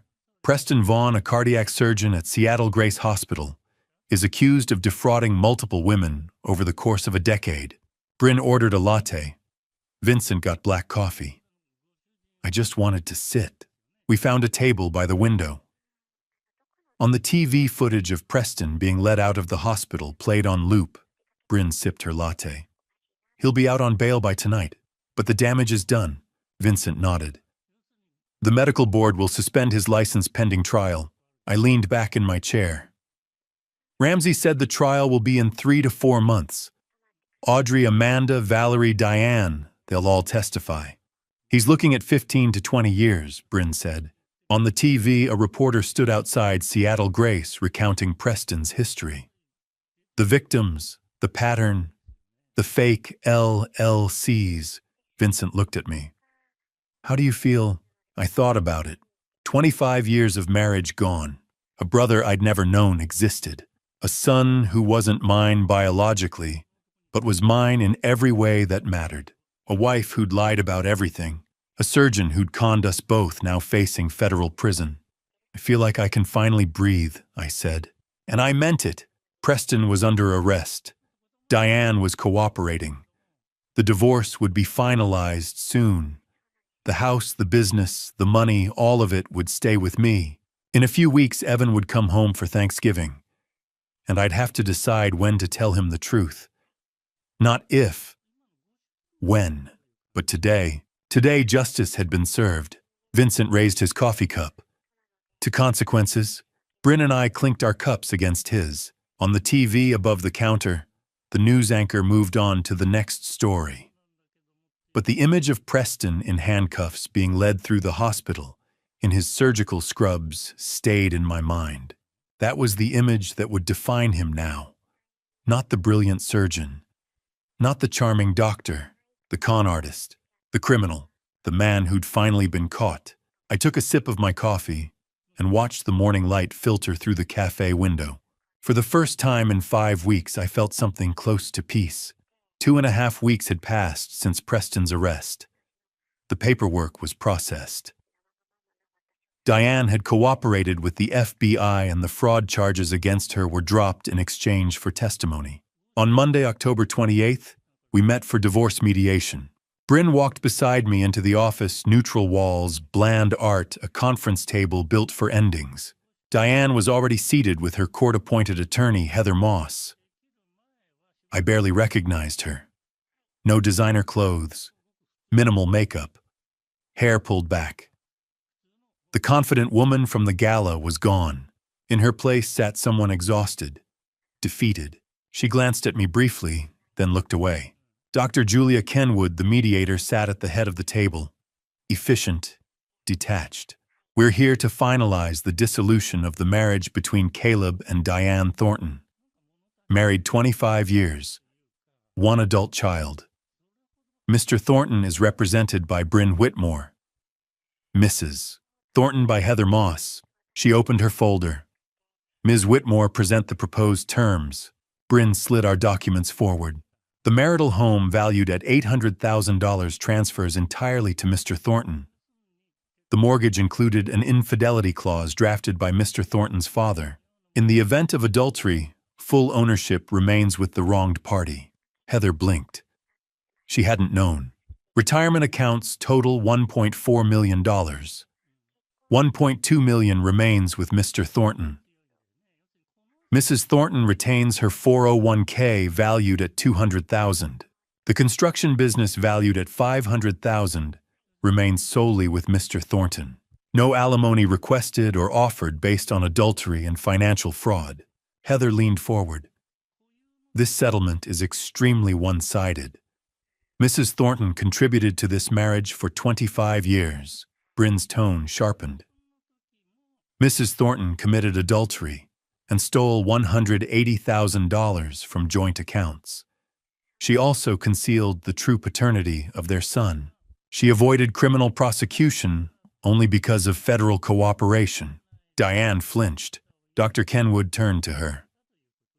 Do you contest the proposed settlement? Diane finally looked at me. Her eyes were hollow. No, I don't contest it. Her voice was barely audible. Caleb is right.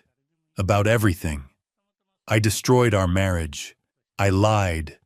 I stole. I threw away 25 years because... She let out a brittle laugh. Because of a con artist who never cared about me. Heather touched her arm. Diane, it's true. I was selfish. I wanted to feel desired, important. And I destroyed what actually mattered. She faced me. I'm sorry, Caleb. I know that fixes nothing. But I am sorry. Acknowledged, I said. Bryn cleared her throat. One additional matter. The paternity clause. Heather frowned. Paternity clause. Evan is not Mr. Thornton's biological son. Mrs. Thornton knew from the beginning and chose not to disclose it. Mr. Thornton discovered this during divorce proceedings. Diane began crying quietly. Heather looked between us. Does Evan know? Not yet, I said. And he won't hear it from her. I placed another document on the table. A non-disclosure clause. Diane is prohibited from telling Evan or anyone else about his true paternity. Violation triggers financial penalties and potential loss of visitation. Heather shifted uneasily. You intend to enforce silence about paternity. I'm protecting my son. He's 20. Senior year of college. His identity doesn't need to collapse right now. He'll learn the truth eventually, on my timeline. Diane's voice trembled. When? After graduation. When he's ready. Will I be there? I haven't decided. She nodded. I agree. He shouldn't hear it from me. Dr. Kenwood made notes. All terms agreed. Bryn and Heather confirmed. Then sign. It took 15 minutes. Diane's signature shook. Mine did not. The court will process within 72 hours, Dr. Kenwood said. Your divorce will be finalized by week's end. Thank you, I replied. Diane remained seated. Caleb, can we talk? Just a minute. Bryn glanced at me. 5 minutes. Everyone stepped outside. We stood on opposite sides of the table. I know I have no right to ask for anything, Diane began. But you should know something. I waited. I did love you. In the beginning. Maybe even until you didn't, I finished. Until I got scared. Of getting older. Of becoming invisible. Of feeling like the best parts of my life were over. She wiped her eyes. That doesn't excuse what I did. But it's the truth. Preston made me feel seen again. Young. Important. I wanted that feeling so badly, I ignored every warning sign. You traded 25 years for an illusion. I traded it because I was a coward. Because real love takes work, and I didn't want to face that. She met my eyes. Real love is built on truth, and I lied from the start. About Evan. About everything. I know, and I'll regret it forever. I'm not asking for forgiveness. I don't deserve it. I just hope you believe I'm sorry. And that being Evan's mother, that part was real. I love him. He's my son, I said quietly. Biology doesn't change that. 20 years of raising him is real. You don't get to take that from me. I know, and I'm grateful he has you. Silence filled the room. Will I see you at Thanksgiving? She asked softly. Evan wants us both there. I'll be there. You can come. But we're not a family anymore. We're Evan's parents. She nodded. That's more than I deserve. I turned toward the door. Caleb, I paused. For what it's worth, you were a good husband, a good father. None of this was your fault. I didn't respond. I walked out. Bryn met me in the hallway. You okay? I'm done, I said, finally. She nodded. Now comes the hard part. Evan would be home for Thanksgiving in 3 weeks. I still had to decide when to tell him the truth. We stepped outside. The Seattle sky was gray rain threatening. I climbed into my truck and sat for a moment. 2.5 weeks earlier, I'd watched Preston Vaughn led away in handcuffs through the hospital where he'd built his reputation. Exposed. Today, I'd signed the papers ending my marriage. In 72 hours, Diane Thornton would be my ex-wife, and I would be free. Free from lies, free from pretending, free from carrying someone else's deception. I pulled out of the lot and headed home, to the house that was now entirely mine, to a life I hadn't planned but was ready to rebuild. Rain began as I crossed the bridge, steady, cleansing.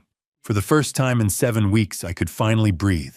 Wednesday afternoon, November 27th, I stood at the kitchen window watching my son's truck pull into the driveway. Evan stepped out. My son, whatever the DNA test said, shouldered his duffel bag and walked toward the front door. He looked good, healthy, happy, completely unaware that his world was about to shift. Not yet, I reminded myself. Not today.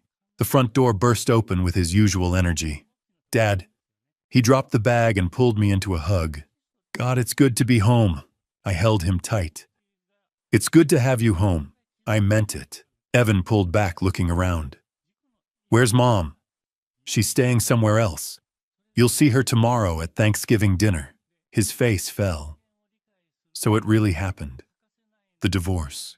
The papers were finalized 3 weeks ago. I'm sorry. Evan dropped onto the couch. Damn. I knew it was coming, but it's still weird to hear it out loud. I sat across from him. I know this isn't easy. Was it because of Mom's affair, that guy at the hospital? Partly. There were other factors too. Like what? This was the moment. I could tell him everything. About the DNA, about Diane's 25-year lie, about Preston's fraud, all of it. But I looked at Evan, 20 years old, home for the holiday, already processing his parents' divorce, and I realized, not yet. Not now. Like the fact that your mom and I wanted different things. Sometimes people grow apart. It's not anyone's fault. It was someone's fault. But this was a kind lie. Evan studied me. Are you okay? I mean, really okay. I'm getting there. The last few months have been rough, but I'm managing. If you need to talk, I know, thank you. I leaned forward. But right now, I need you to focus on school. Finish strong. Graduate. Don't let our problems become your problems. You're still my dad. Your problems are my problems. I appreciate that. But Evan, I chose my words carefully.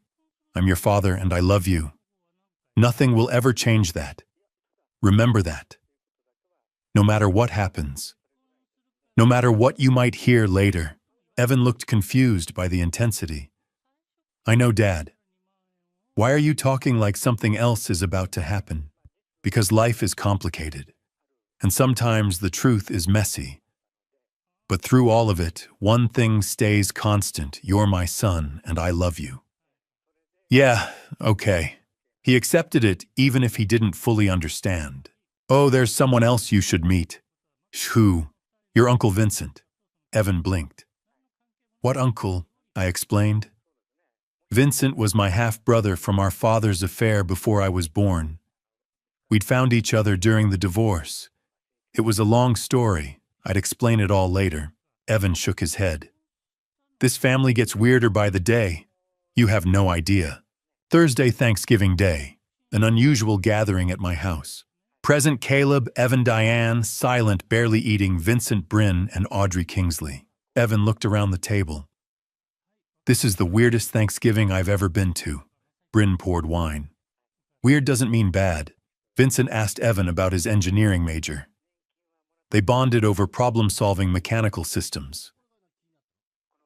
Dad didn't tell me much about you, Evan said. Where did you come from? Vincent smiled.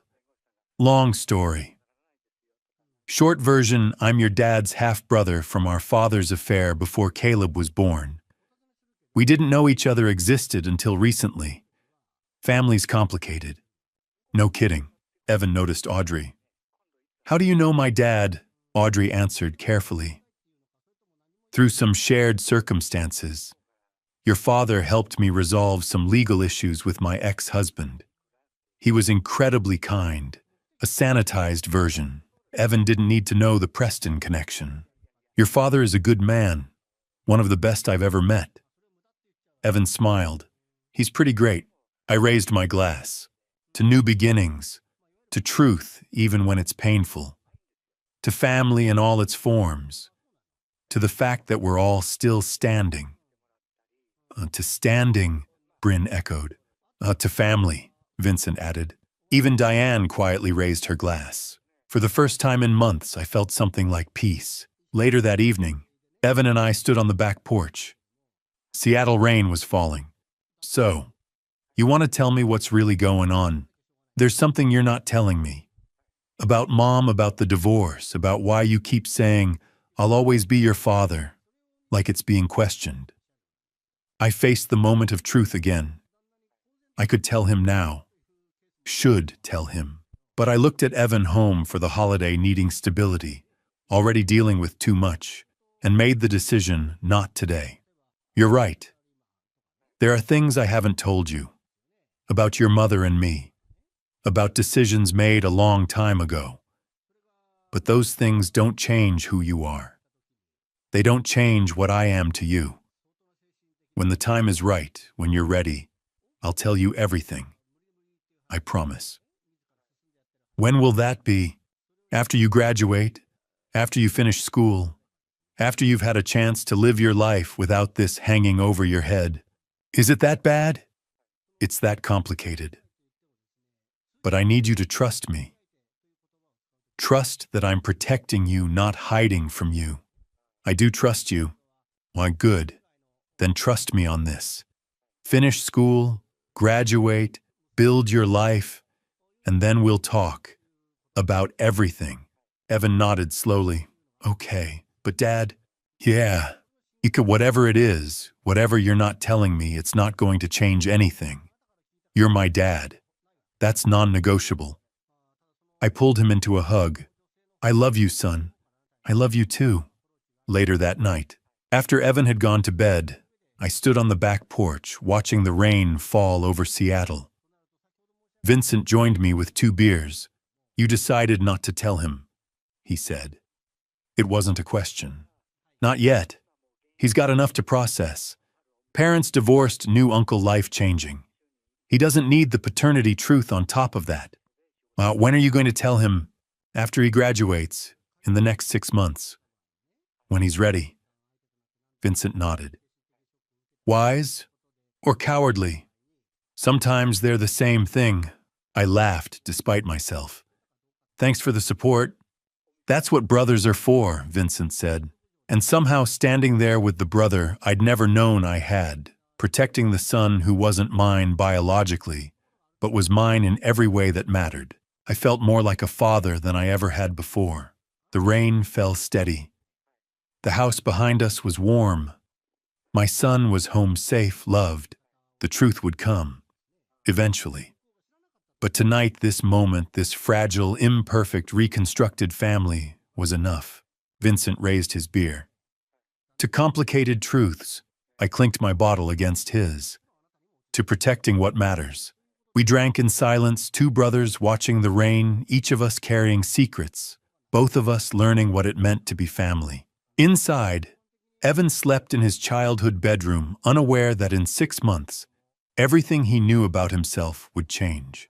But for tonight, he was just a college kid home for Thanksgiving, and I was just his father, and that was the only truth that mattered. 3 months after Thanksgiving, on a gray afternoon in late February, I stood with Vincent at our father's grave, setting down flowers we'd chosen together. "You think he knew," Vincent asked, "that we'd end up here like this, Dad?" I shook my head.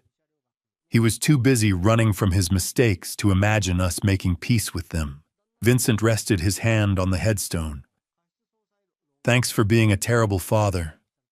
It brought us together." I laughed softly. "That's one way to look at it. The only way.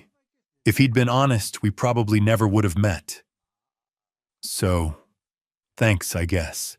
We stood in silence, then walked away side by side. 5 months had passed since the parking garage video changed everything. The divorce was finalized in November. The house was mine. The business was mine. My life felt like mine again. Vincent had become a steady presence: weekly dinners, Seahawks games, occasional help reviewing subcontractors. The brother I never knew existed turned out to be exactly what I needed. Bryn and I had grown closer too. She handled the divorce flawlessly, no appeals, no resistance. A complete legal victory. But beyond that, we'd strengthened as siblings through everything we endured. And then there was Audrey. We'd been seeing each other for 3 months. Coffee turned into dinner. Dinner turned into weekend hikes in the Cascades. Two people who understood betrayal, learning to trust again. We weren't rushing, just building something honest, one careful step at a time. My business was thriving.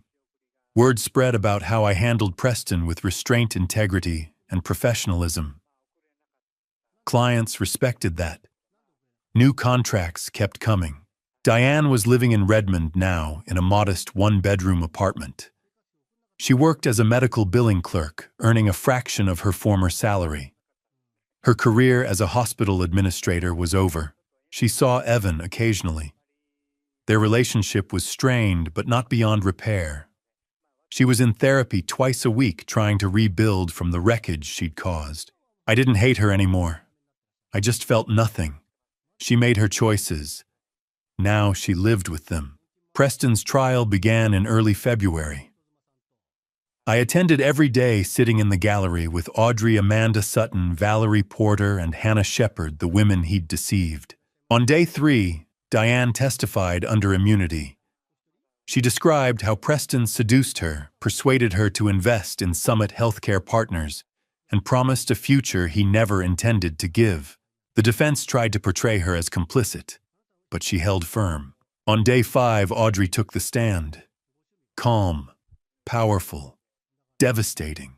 She detailed how Preston stole $400,000 from her inheritance, derailed her career, destroyed her marriage, and silenced her with NDAs. "Did you believe Dr. Vaughn loved you?" the prosecutor asked. For a long time, Audrey replied, meeting his eyes. But none of it was real. Preston Vaughn is a predator. He uses people until they're empty, then discards them. The jury watched his face. They saw what I'd seen all along: the con artist behind the surgeon's mask. Amanda testified. Valerie testified. Hannah testified. An FBI forensic accountant presented spreadsheets proving $2 million stolen over a decade. After 2 weeks, the jury deliberated 4 hours. Guilty on all counts. At sentencing, the judge showed no sympathy.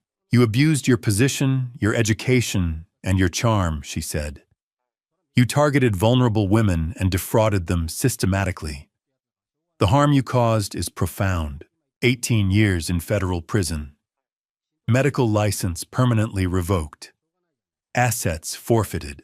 Audrey squeezed my hand as the sentence was read. Vincent nodded beside me. Justice had finally arrived. Evan was finishing his senior year at the University of Washington. He'd graduate in June with an engineering degree and a job waiting in Portland. He called every week. Still called me Dad. Our bond was stronger than ever. He still didn't know about the DNA test. I would tell him after graduation. Let him complete college without his identity unraveling. That was my final protection. For now, he was simply my son. And I was simply his father. One evening, I stood on my back porch with a beer watching the Seattle skyline glow. 56 years old, starting over, but not from nothing. I had Evan. I had Vincent. I had Audrey. I had Bryn. I had a business built with my own hands and a reputation earned honestly. My phone buzzed. A text from Evan. Hey, Dad. Just wanted to say thanks. For everything. For being honest. For being you. Love you. I smiled and replied, love you too, son. Always will. Later that night, Vincent asked, you forgive him? Our father. Yeah, I said. Not because he deserves it. Because I'm tired of carrying his mistakes. Me too, he answered. Resentment is heavy. We were done with it. Then Bryn called. Preston was officially transferred to federal prison today, she said. It's over. It's over, I repeated. And it was. I looked around my kitchen at the photos on the refrigerator. Evan's graduation announcement. Vincent and me at a Seahawks game. A Thanksgiving photo, awkward but real. People say blood is thicker than water. I've learned something different. Blood doesn't make a family. Choice does. Presence does. Love does. I chose Evan every day for 20 years. That makes me his father. Vincent chose to stand beside me. That makes him my brother. Diane chose betrayal. Preston chose greed. They chose themselves. I chose forgiveness. Not for them. For me. Because carrying hatred is exhausting. I'm 56. I have a son who loves me. A brother I didn't know I needed. A woman who understands my scars. A thriving business. A sister who fought for me. Most people spend their lives searching for family. I found mine in a parking garage. Life is strange that way. The family you choose can be stronger than the one you're born into. And the love you build is worth more than the love you're given. I'm Caleb Thornton, and I'm finally free. And to you, listening to this family story, remember this betrayal doesn't just destroy marriages. It shatters identities, rewrites histories, and forces you to question everything you thought was true. But here's what I learned through all of it. First, dad revenge isn't about destroying the people who hurt you. Real dad revenge is about protecting what matters most. Your children, your integrity, your future. I could have burned Diane's life to the ground. I could have told Evan everything the moment I found out. But dad revenge, true revenge, is choosing restraint when rage would be easier. It's choosing your son's well-being over your own wounded pride. Second, this family story taught me that family isn't defined by DNA. It's defined by who shows up. Who stands beside you when everything falls apart. Vincent, a stranger 6 months ago, became my brother. Not because we share blood, but because he chose to protect me. That's what family stories are really about, the people who choose you when they don't have to. Third, God puts people in your path for a reason. I'm not a perfect Christian, but I believe Vincent finding me in that parking garage wasn't random. It was providence. When my family story was falling apart, God was already writing a new chapter I couldn't see yet. Here's my advice. Don't be like me. Don't wait 25 years to face the truth. Don't ignore the red flags. Don't let fear of confrontation keep you living in a lie. If something feels wrong in your marriage, in your family, address it.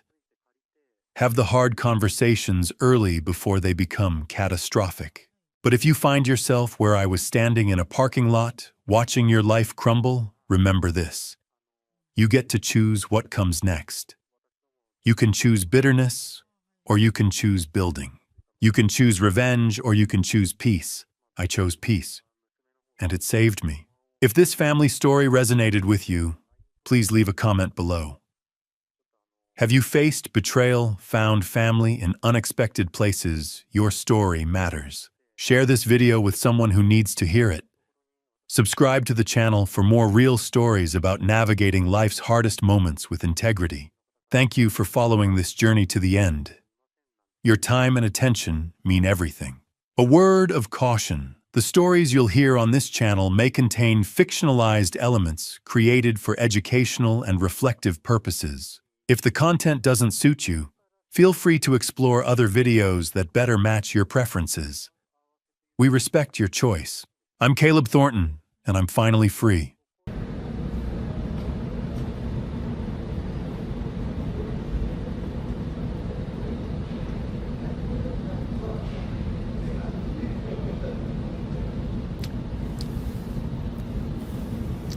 아이 배불러. 뭔가 신박한 컨텐츠가 없을까? 얜 뭐요? 야,